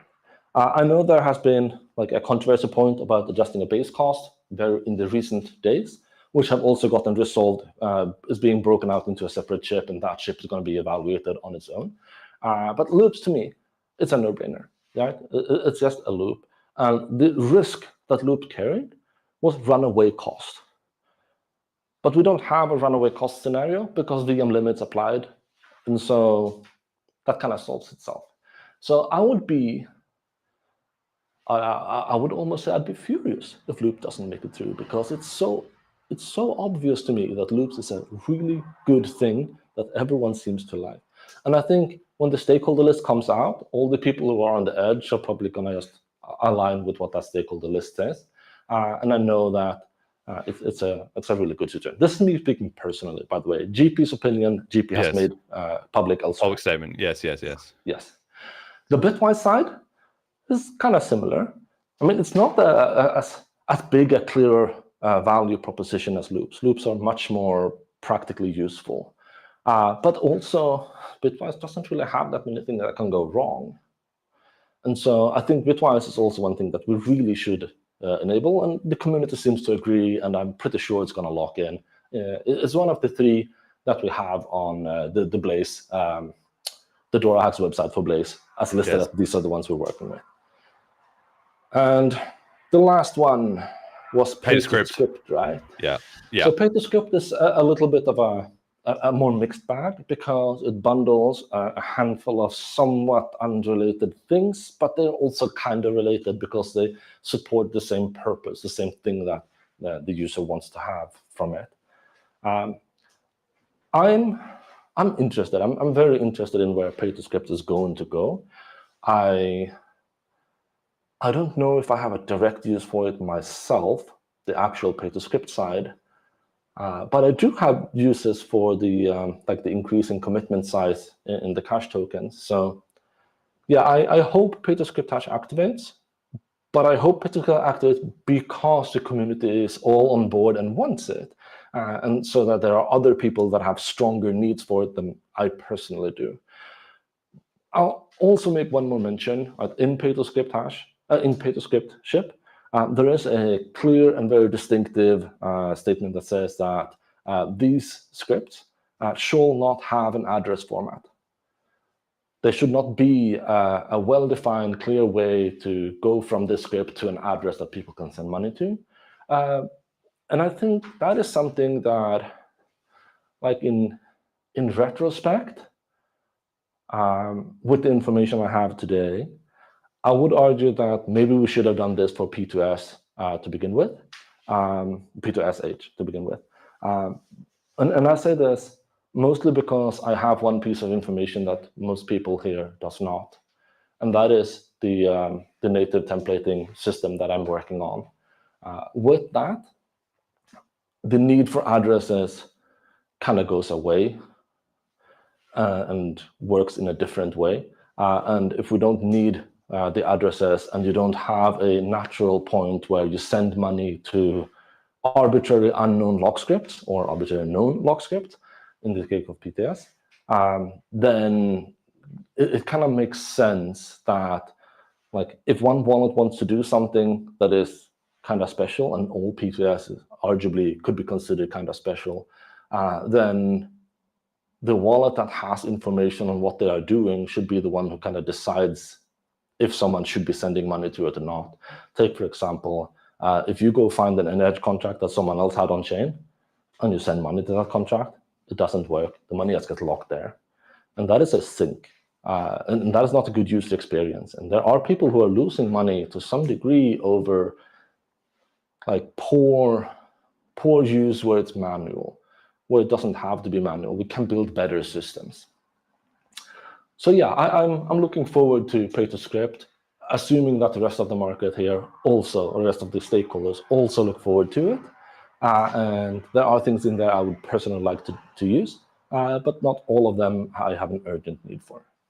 What about functions? Functions is interesting. So my spontaneous reaction is like, compression is good, like, functions, and that's great.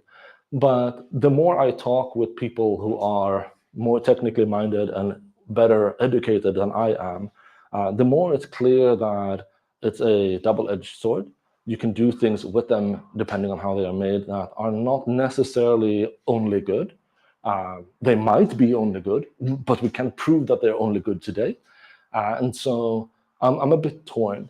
I also don't really know to what degree we need them once we have loops, because if you can define a function in order to call it, then why can't you kind of like do something like a jump and then loop over things as you need? It's a that can be a bit messy though.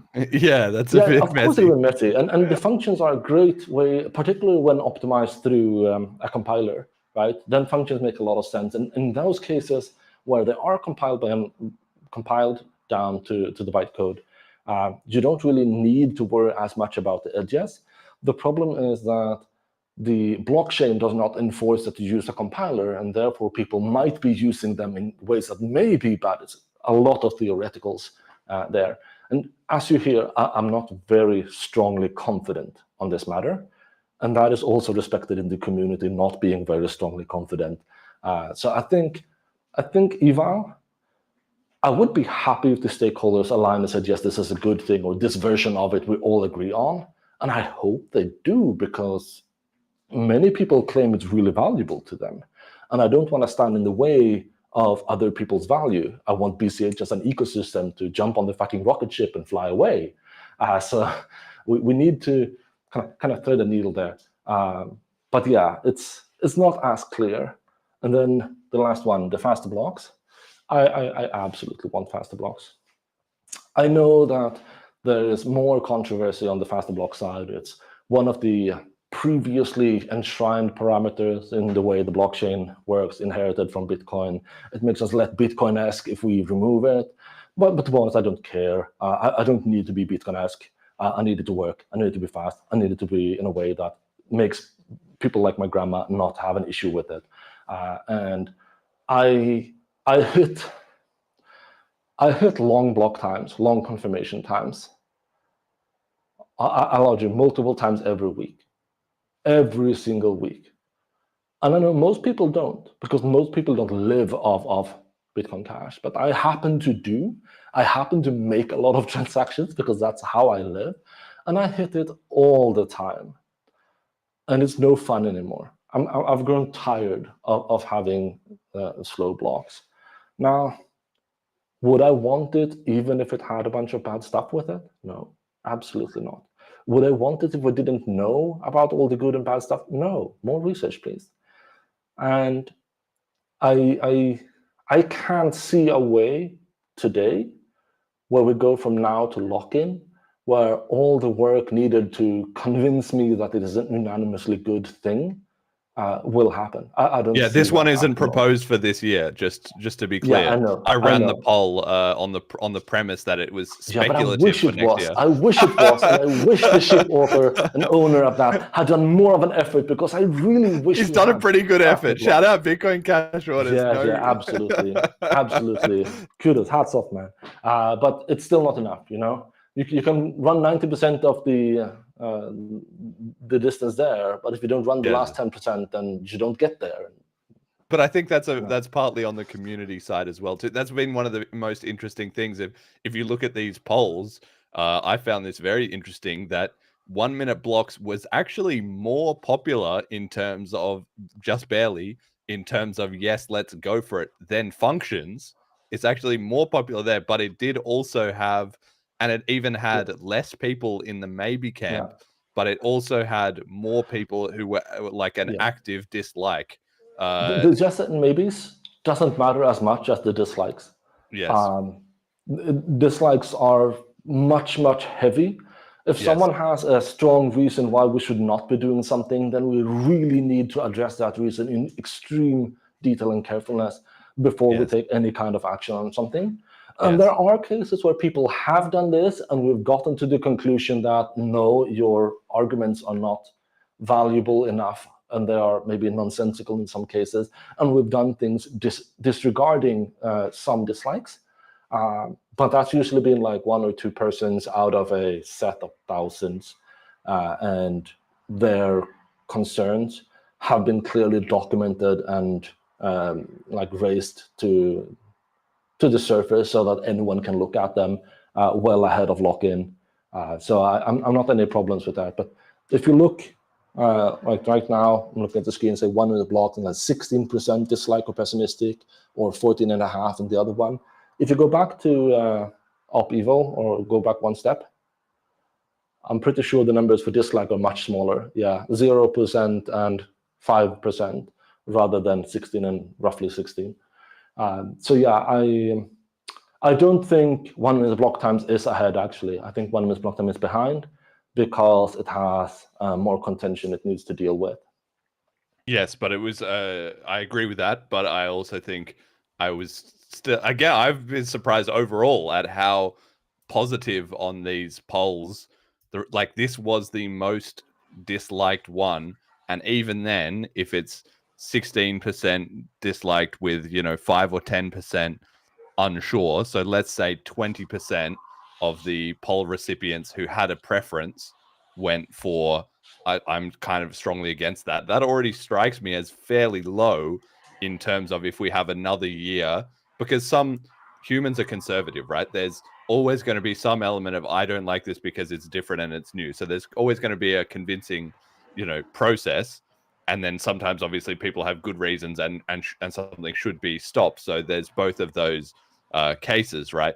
But because this 1 minute blocks thing particularly has a lot of historic weight to it, there's a lot of room, I think, for people to dislike it just because they haven't sat with it long enough to kind of see the benefit. And we've also seen, like when I talk to Joma, or when I talk to the guys from the Bitcoin Cash City, like there's various people who are kind of like, well, I don't see the need for this. Everything's working fine for me. And those people potentially could have voted a maybe or an unsure, but they also could have potentially voted dislike. Like there seems to be some people who don't, like you're saying, you see the need for it really clearly. The numbers themselves are like kind of like an indicator, but they're not actually what matters. What matters is the concerns that are being brought up, and how valid those concerns actually are.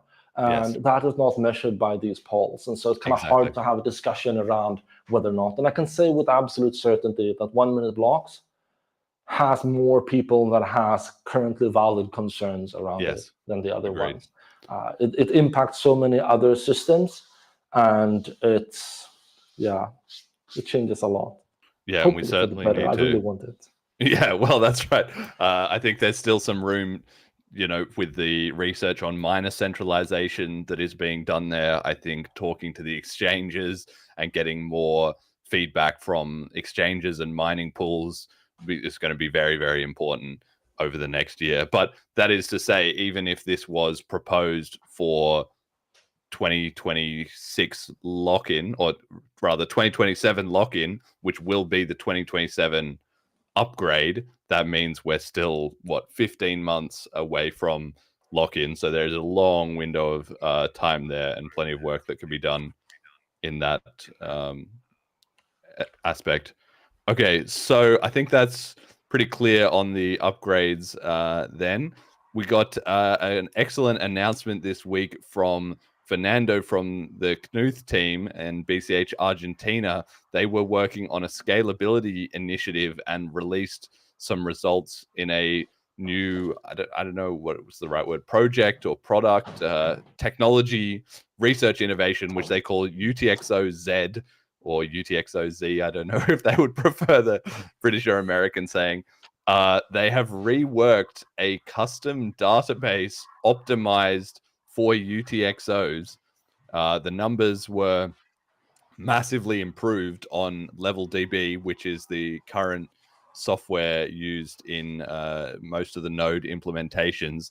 So they recorded 33 million lookups per second for recent outputs, which is 45 times faster than Level DB. So we can imagine maybe if you were syncing a node and you were only looking at the last 50,000 blocks or something like that, you could potentially have, it won't be quite this high, but up to 45x faster, which could be massive if we also had UTXO commitments. So you can start at a checkpoint close to the tip and then get up to speed on all the recent UTXOs. That could be massive. And it's up to 2x faster, 1.5 million lookups per second for the complete sync from Genesis. So that's also still like doubling the speed of a sync is massive, and up to 2.5x faster initial block download once this is all taken into consideration. They put out a research paper and they're going to be putting out code for this, I believe, in the next week or two. They already had a link to the GitHub, but it's just not online yet, and I'm sure they will deliver that soon. So this is just amazing to see BCH putting up industry-leading research and development, especially if, and I believe the plan was also to, this is not just for Knuth node, they will also, if they can operate it, right, will be able to put it into the other BCH nodes, so the entire ecosystem will benefit from this kind of speed up. What do you make of this, Jonathan? Is this just like next level BCH work yet again? It certainly seems so to me. I have been waiting quite a lot of years on this. If you go back to about 2017 or around there, then Bitcoin Unlimited had been doing their stress test and figure out like what parts of the system are clearly slower than other parts. And one of the things that came out, I can't remember exactly when, was a description of a new database system that goes away from the generalized database structures and instead focuses on a write heavy and database that takes significant advantage of the immutability properties of the Bitcoin blockchain. Like, these data structures are not going to change. Transaction comes in, the transaction cannot change. It might be included, it might not be included, but the transaction itself does not change. And so understanding these mutability properties on the actual data structure, some guy, I can't remember who, made a talk, and he utterly convinced me that we could get a lot of performance by not using a generalized database and instead having one where it doesn't matter, like you see transaction 2 times, you write them both types, but you write them at the same place, and you don't have to confirm that you have written them down. You don't need to check if it was there before. You just write it and you get done. And that was brilliant. I think that was brilliant. I've been waiting for someone to do that. And here comes UTXOZ, and it's nothing like that. UTXOZ does not primarily focus on taking advantage of the immutability properties of the blockchain. No, UTXOZ primarily tries to take advantage of the hardware that it is running on so that it has strong cache locality for the data that it's working on, so that it doesn't have to go back to disk when it doesn't need to, and doesn't have to switch context and things like that. I don't understand all of this. I've read a lot from that paper, and I've read a lot of things, but I'm not a computer wizard in that degree. I don't. These things I can get high level concept. I would not understand the code if I looked at it, but I can see that it's a different approach. And I really appreciate the work that you put in, and I think this is great, and that it moves the needle forward if it becomes adopted by the other nodes, and it turns out in practice to be as good as it is in theory. Well, time will tell, of course, if that's true. But now I can't stop thinking, like, oh boy, what if you had this and the immutability aspect of the blockchain taken into account? Could you get even better? I don't know. I have no clue. And people were asking as well about, oh, if we have this, then do we not need UTXO commitments? But it's kind of like, no, they multiply, you know. Oh, we need them. Yeah, this does not replace UTXO commitments. It doesn't replace it, but it's very helpful. Like having both is just killer if we can be getting all these things as we stack them up, each improvement on top of the other. Yes. I mean, obviously you also have hardware also improving. Like this idea, it just pops up so much. It's such a common source of disinformation that I see from BTC related people or whatever. Oh, the initial block download. Like obviously they have more of a cultural emphasis on running those nodes, but they're so concerned about larger blocks is going to wreck everything, which it really isn't. You just need to have some high quality devs like we do fixing these problems. So I think even without UTXOZ, we're good for a decennia forward without any big problems. With UTXOZ, you might double that, 2 decennia, 3 decennia, long time, right? And UTXOZ seems to be like just good, nothing really bad about it, as far as I can tell. But it doesn't address the actual problem of infinite growth. It only addresses it impacts our speed, the sync time right now, by some margin. But if you imagine, right, if you do a thought experiment and you say, okay, how does the Bitcoin Cash blockchain look 450 million years from now? Then the answer is UTXOZ doesn't matter. 450 million years from now, the headers alone for that chain is so large that it's ridiculous. Of course, we'd have different technology then, but just for the sake of the experiment, like if you take it out to an absurdly long time range, then you get the people who sit on Twitter and tell you that Bitcoin Cash is bad, right? The people who say you can't possibly scale on-chain because if we go 450 million years into the future, then we're not there yet, man. We're going to build along the way. But UTXO commitments, they actually qualitatively address the 450 million years away case.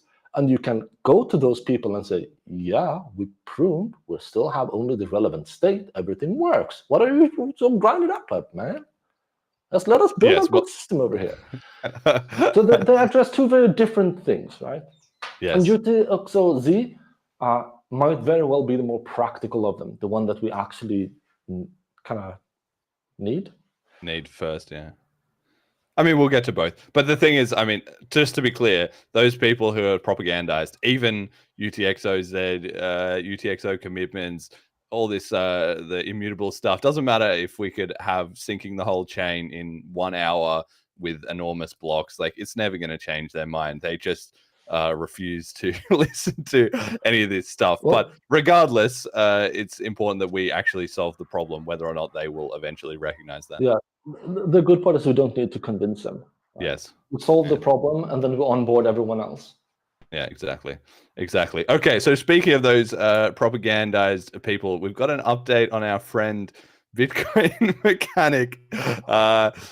I almost felt like, do we really need to spend the time on the show to do this at this point? But because we made several predictions on the episode 151, we're already seeing some payoffs from that. So we have a little meme clip that I edited together from he's recently put out.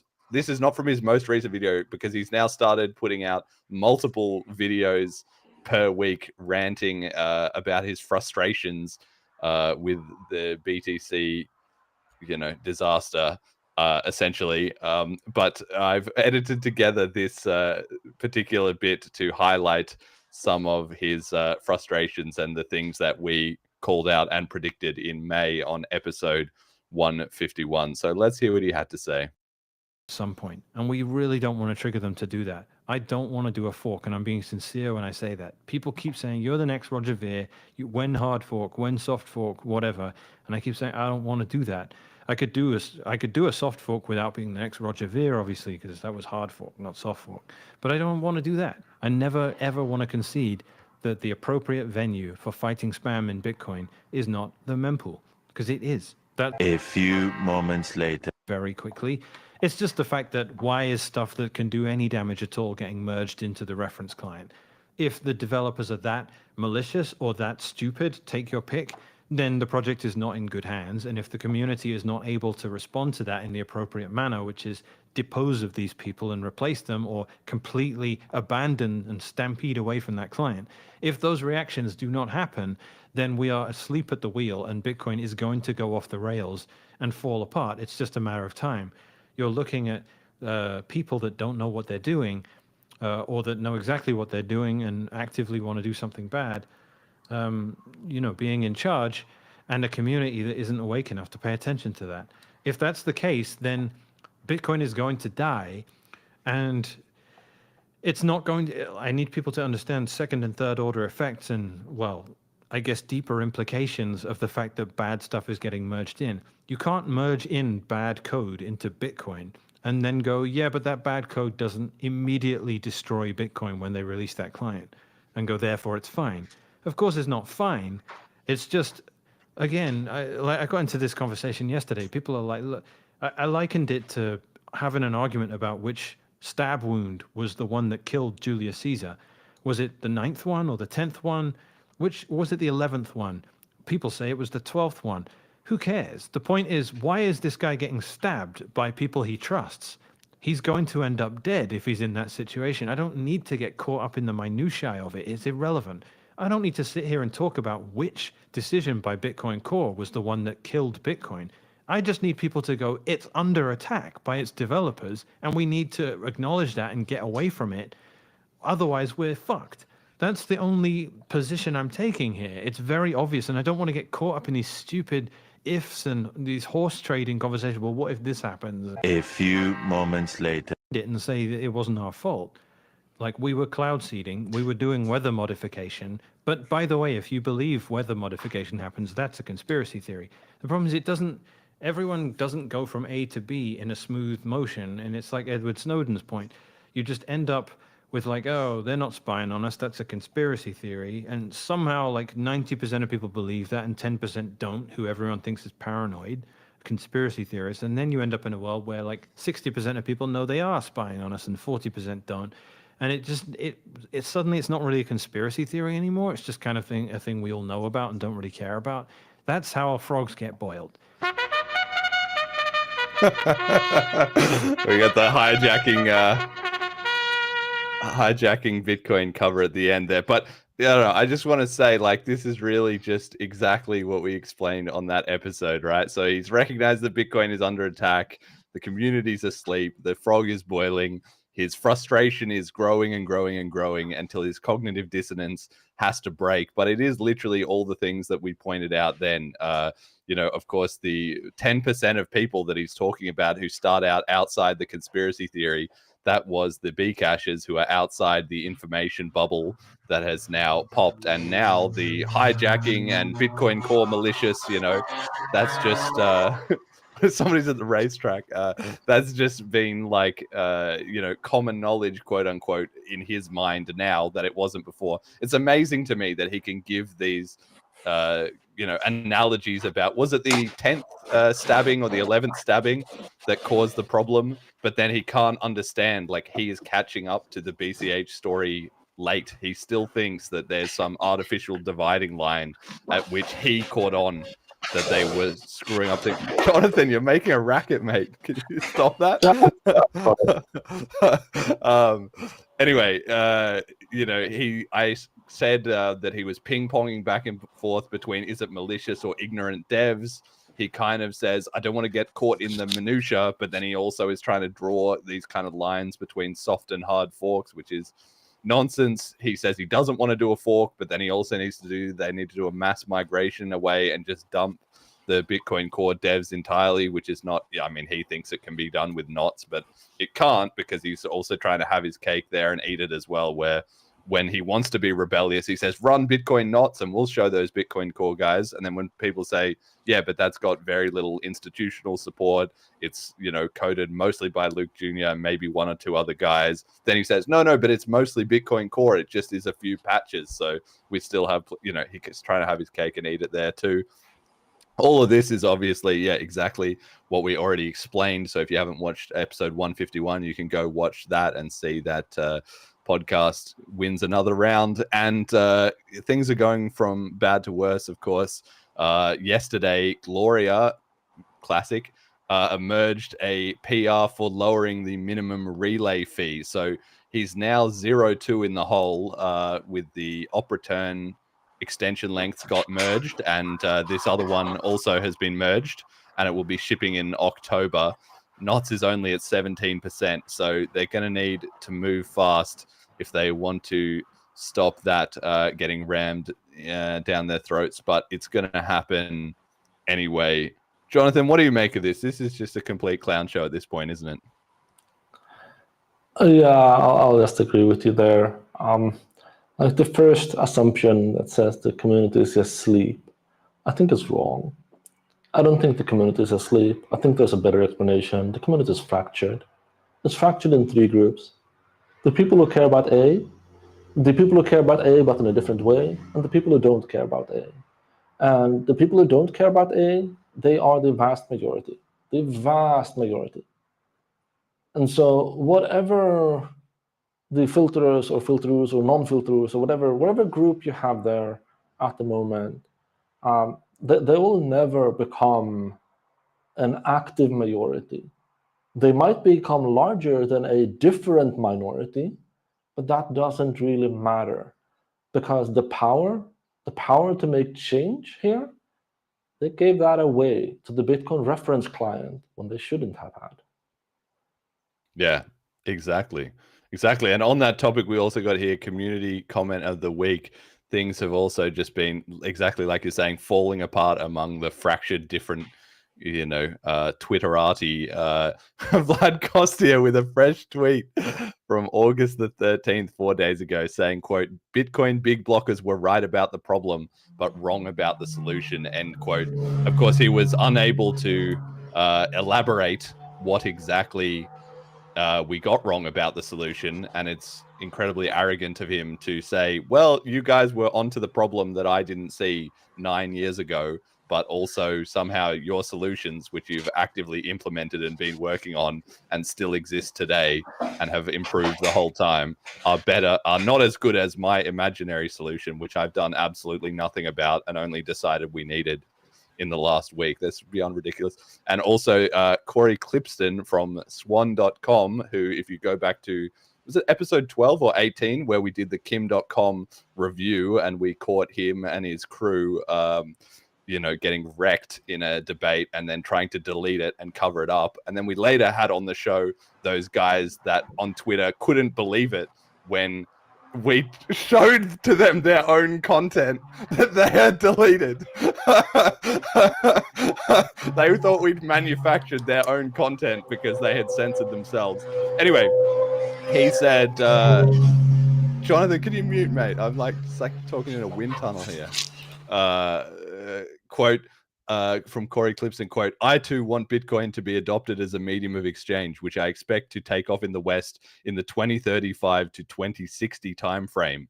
would be incredibly fast for a new global money, end quote. So he is also prepared to spend another 10 years with their store of value narrative before they actually get around to competing as P2P cash. So it's just all around a bit of a disaster. I don't know if you have any thoughts on that either, Jonathan. Yeah, so what Vlad is saying there is entirely wrong in my opinion. It's a great soundbite, but it doesn't seem to have a strong foundation. So it says like Bitcoin big blockers were right about the problem, but wrong about the solution. And I'll argue it's the exact opposite, like literally 100%, 180, exact opposite. Big blockers were not right about the problem, but they were definitely right about the solution. So we have known and we have demonstrated technically over and over that the UTXO model is highly scalable. We have shown that we can achieve the kind of global scale that was required. And that's no longer a theoretical, that's proven, that we've done our scale nets, we have done our testing, we have written our code, it's there. The problem, the problem was that we didn't identify the correct scale of the problem that we wanted to solve. So when we took that Bitcoin back in 2015 or whatnot, Bitcoin was everything. Bitcoin was a store of value, it was a medium of exchange, it was speculative asset, it was literally whatever vehicle you needed it to be if you were there and excited, Bitcoin was it for you. And the big blockers who was focused on peer-to-peer money for the world or payments use case more narrowly, we see how valuable it is, right? The payments use case on a global scale is massively valuable. The problem is that the payments use case was not in such a bad state for the vast majority of users. Most people went about their days and paid for things and it worked for them. Of course, there were people who hit the edges of the system, right? There were people who were doing, like they were selling products and services that might have fallen on like some immoral side according to some entity somewhere, and who got their things shut off. There were people who were trying to do things that like technically are illegal, but legality is something that changes over time. And so they can't easily integrate into the system. So we have some amount of usage, right? Consider it the black market. And the black market had friction in their payments, and they were absolutely looking for a better payment system. The gray market barely didn't care, and the rest of the market didn't have a problem to begin with. So the value of solving for payments, if you were just going to be like a one-for-one comparison, you didn't have that much of a target audience to sell your product to. But the speculative number go up case, people who wants to get rich fast, oh boy, that is a big market. Lots of people on this planet wants to get rich fast, right? And so the small blocker, the investment vehicle who catered to that need very effectively, they absolutely grew to a larger market share than Bitcoin did. But at the same time, saying we were like right about the problem, I don't think we were. I think we were misguided about the scale and value of the problem back then. And I think if we look at it and stretch it out into the future, I think our problem is going to become more valuable over time, because as the fiat system collapses, thankfully as a natural result of Bitcoin existing as a store of value component, there's going to become harder and harder to exit, as Andreas says it, that gilded cage.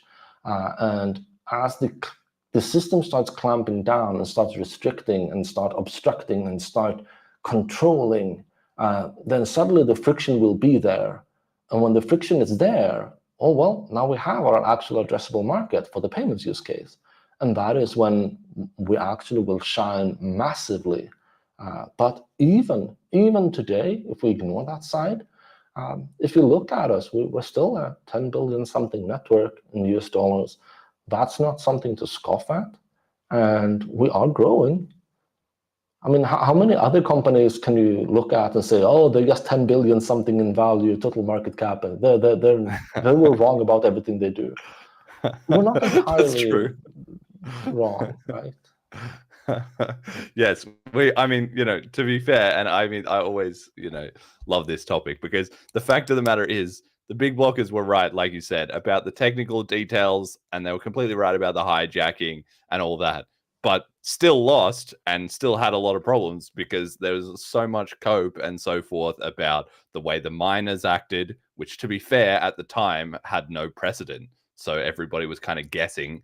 And I guess on the big block side, there was a lot more lessons that needed to be learned there. We were completely wrong about a lot of the politics, about the branding, about, what needed to be done to win back mindshare after the split, et cetera, et cetera, et cetera. There was a lot of problems that BCH has made. But the thing is, BCH has, fixed those and is working on fixing those at a far faster rate now. And secondly, the fundamental problems were shallower, right? These problems of the hijacking and so forth are so deep in the system that even now, Bitcoin Mechanic is struggling to figure out what it is. And these other guys like Vlad can't figure it out either, or maybe he's just coping. And Corey doesn't even know there's a problem yet. And it's like, if I had seen a way to start a BTC podcast and turn around all their minds and then get them onto the same track that BCH is on now, I would have done that because it has a bigger network effect and so forth. But it's just not going to happen. They're just not going to figure it out. But anyway, all right, we got one more thing we got to get onto today, just quickly. Monero has been suffering a 51% attack, although yet again, there's been a lot of cope about the fact that technically it's not a 51% attack because they haven't actually reversed any transactions. But regardless, Cubic Mining Pool have been doing some kind of scheme where, because Monero can be mined with GPU chips, and they had a bunch of them that they needed for, I think, for AI, but I'm not too clear on the details. You can dig into this more if you want to know all about it.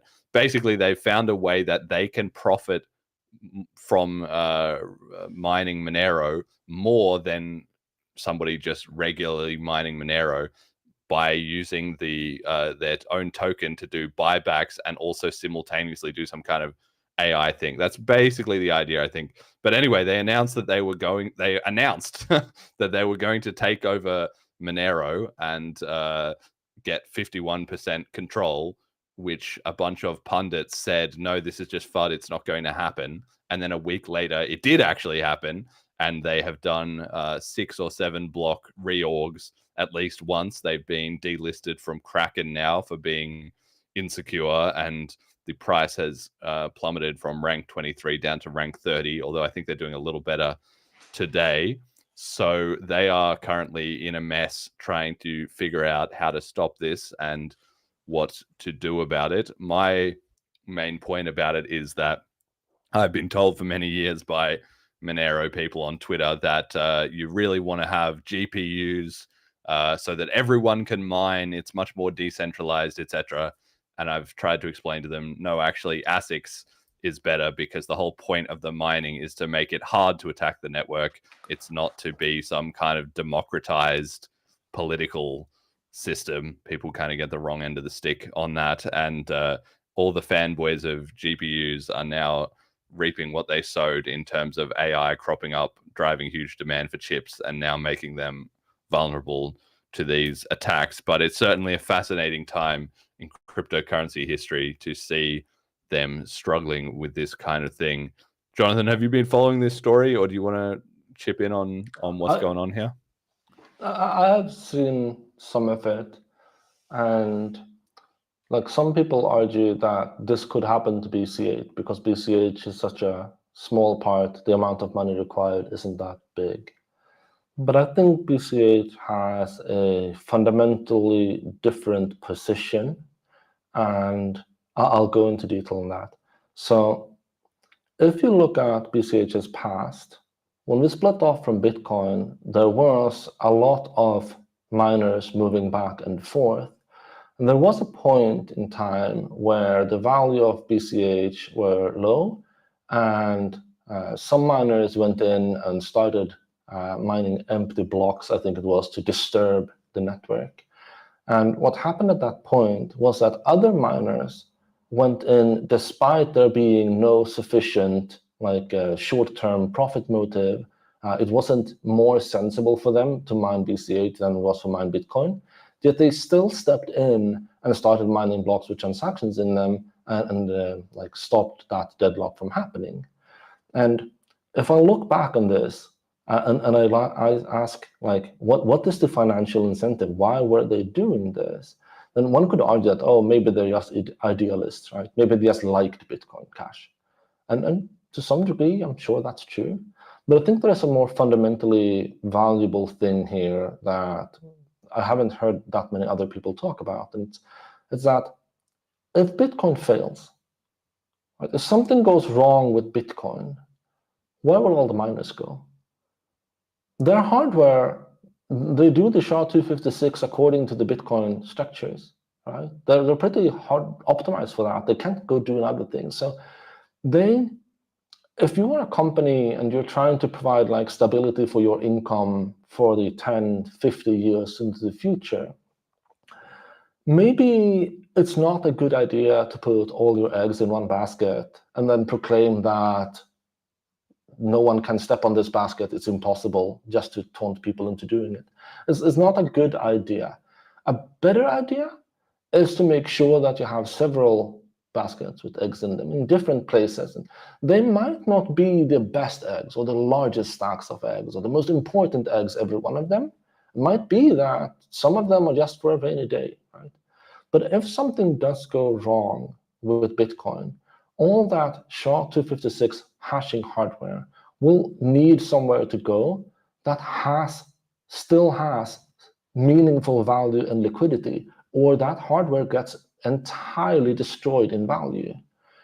But from the Monero perspective, we're talking about GPU miners here.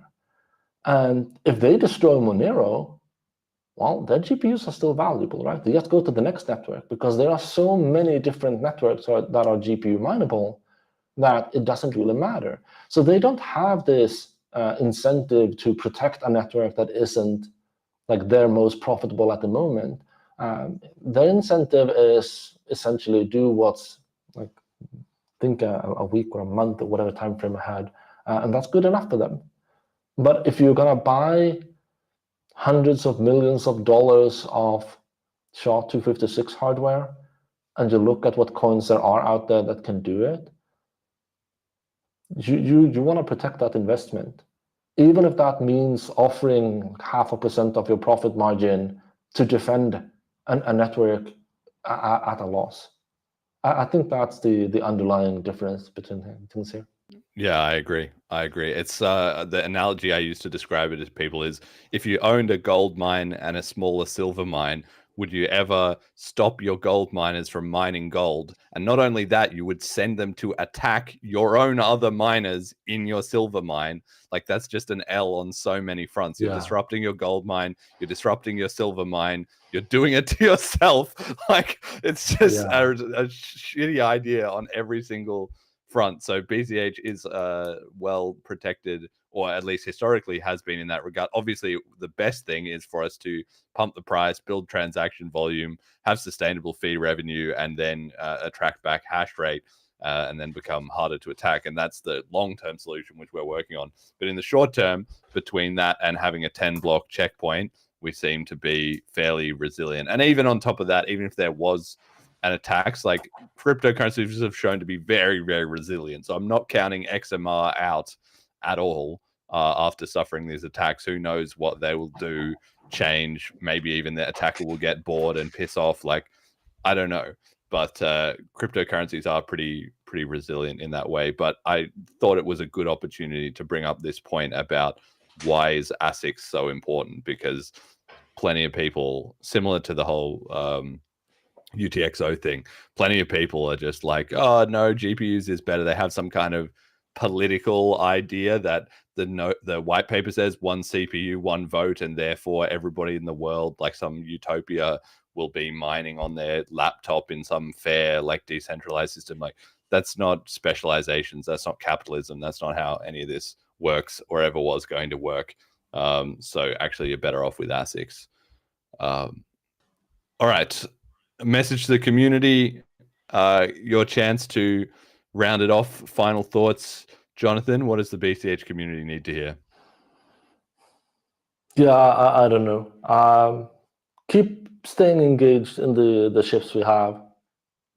It's good that everyone looks at it, everyone talks about it. Make sure that we build a strong and reliable foundation for the future. Come to the event, spend BCH where you can spend BCH. Just use the things if it makes sense to you. Amazing. Okay, all right. Well, shout out to our FundMe contributors, where the FundMe is running now for episodes 156 to 165.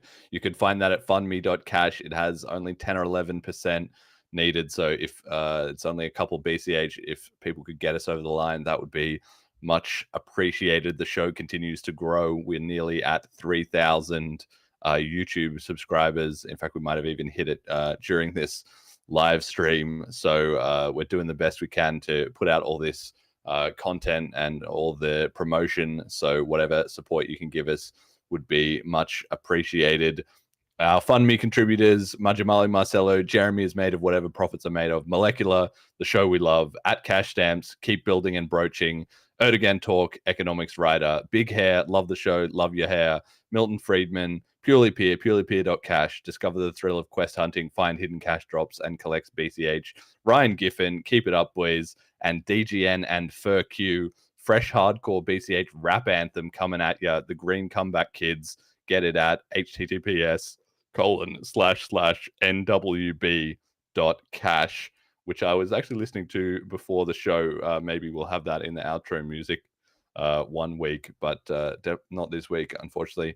The supporter appreciation, thank you to our donators and our patrons, Ricky and Kyle, and our sponsors, General Protocols. Check out bchbull.com, Start Guide, FAQ, and links are at bitcoincashpodcast.com. If you're new to the show, check out episode 85 and try Selene Wallet at selene.cash. Final shout outs, Jonathan.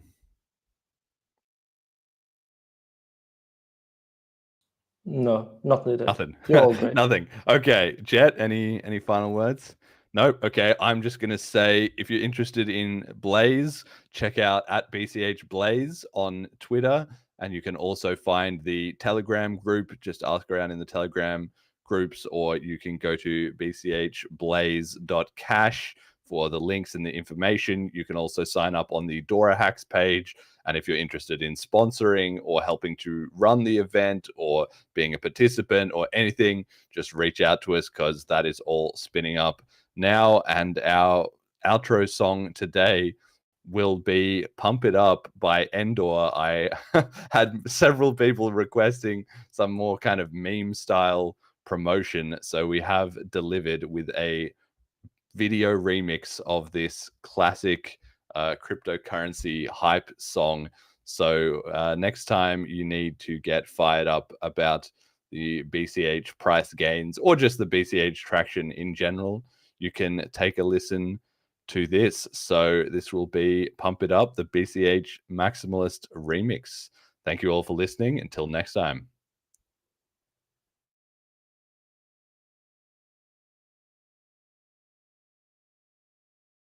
Okay. One final thing. Shout out to Double O Tats and Cash Dragon in the chat. And Cash Dragon also confirms Monero is not mined with GPU. It is mined with CPU. So I'm not sure if we're spreading some disinformation there. I still feel like maybe it is GPU. I think I was reading about that, but maybe it is CPU in any case, if we were wrong. Now, you know, the main points we said still stand. Okay, all right, that's it. No disinformation on this show. Okay, thank you all for listening. Until next time.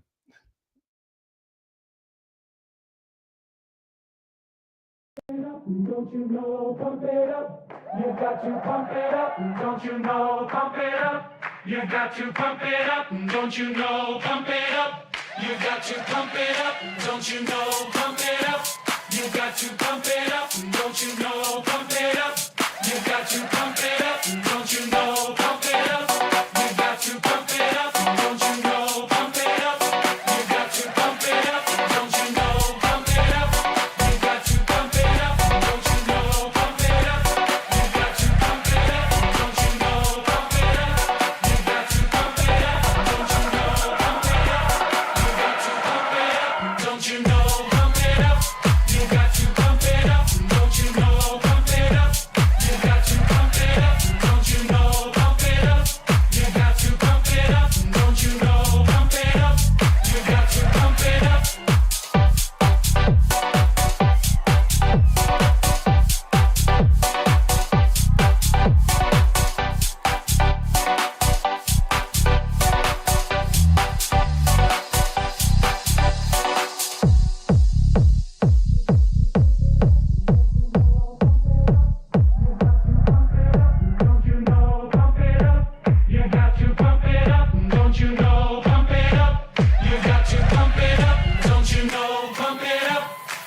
got to pump it up, don't you know? Pump it up. You got to pump it up, don't you know? Pump it up.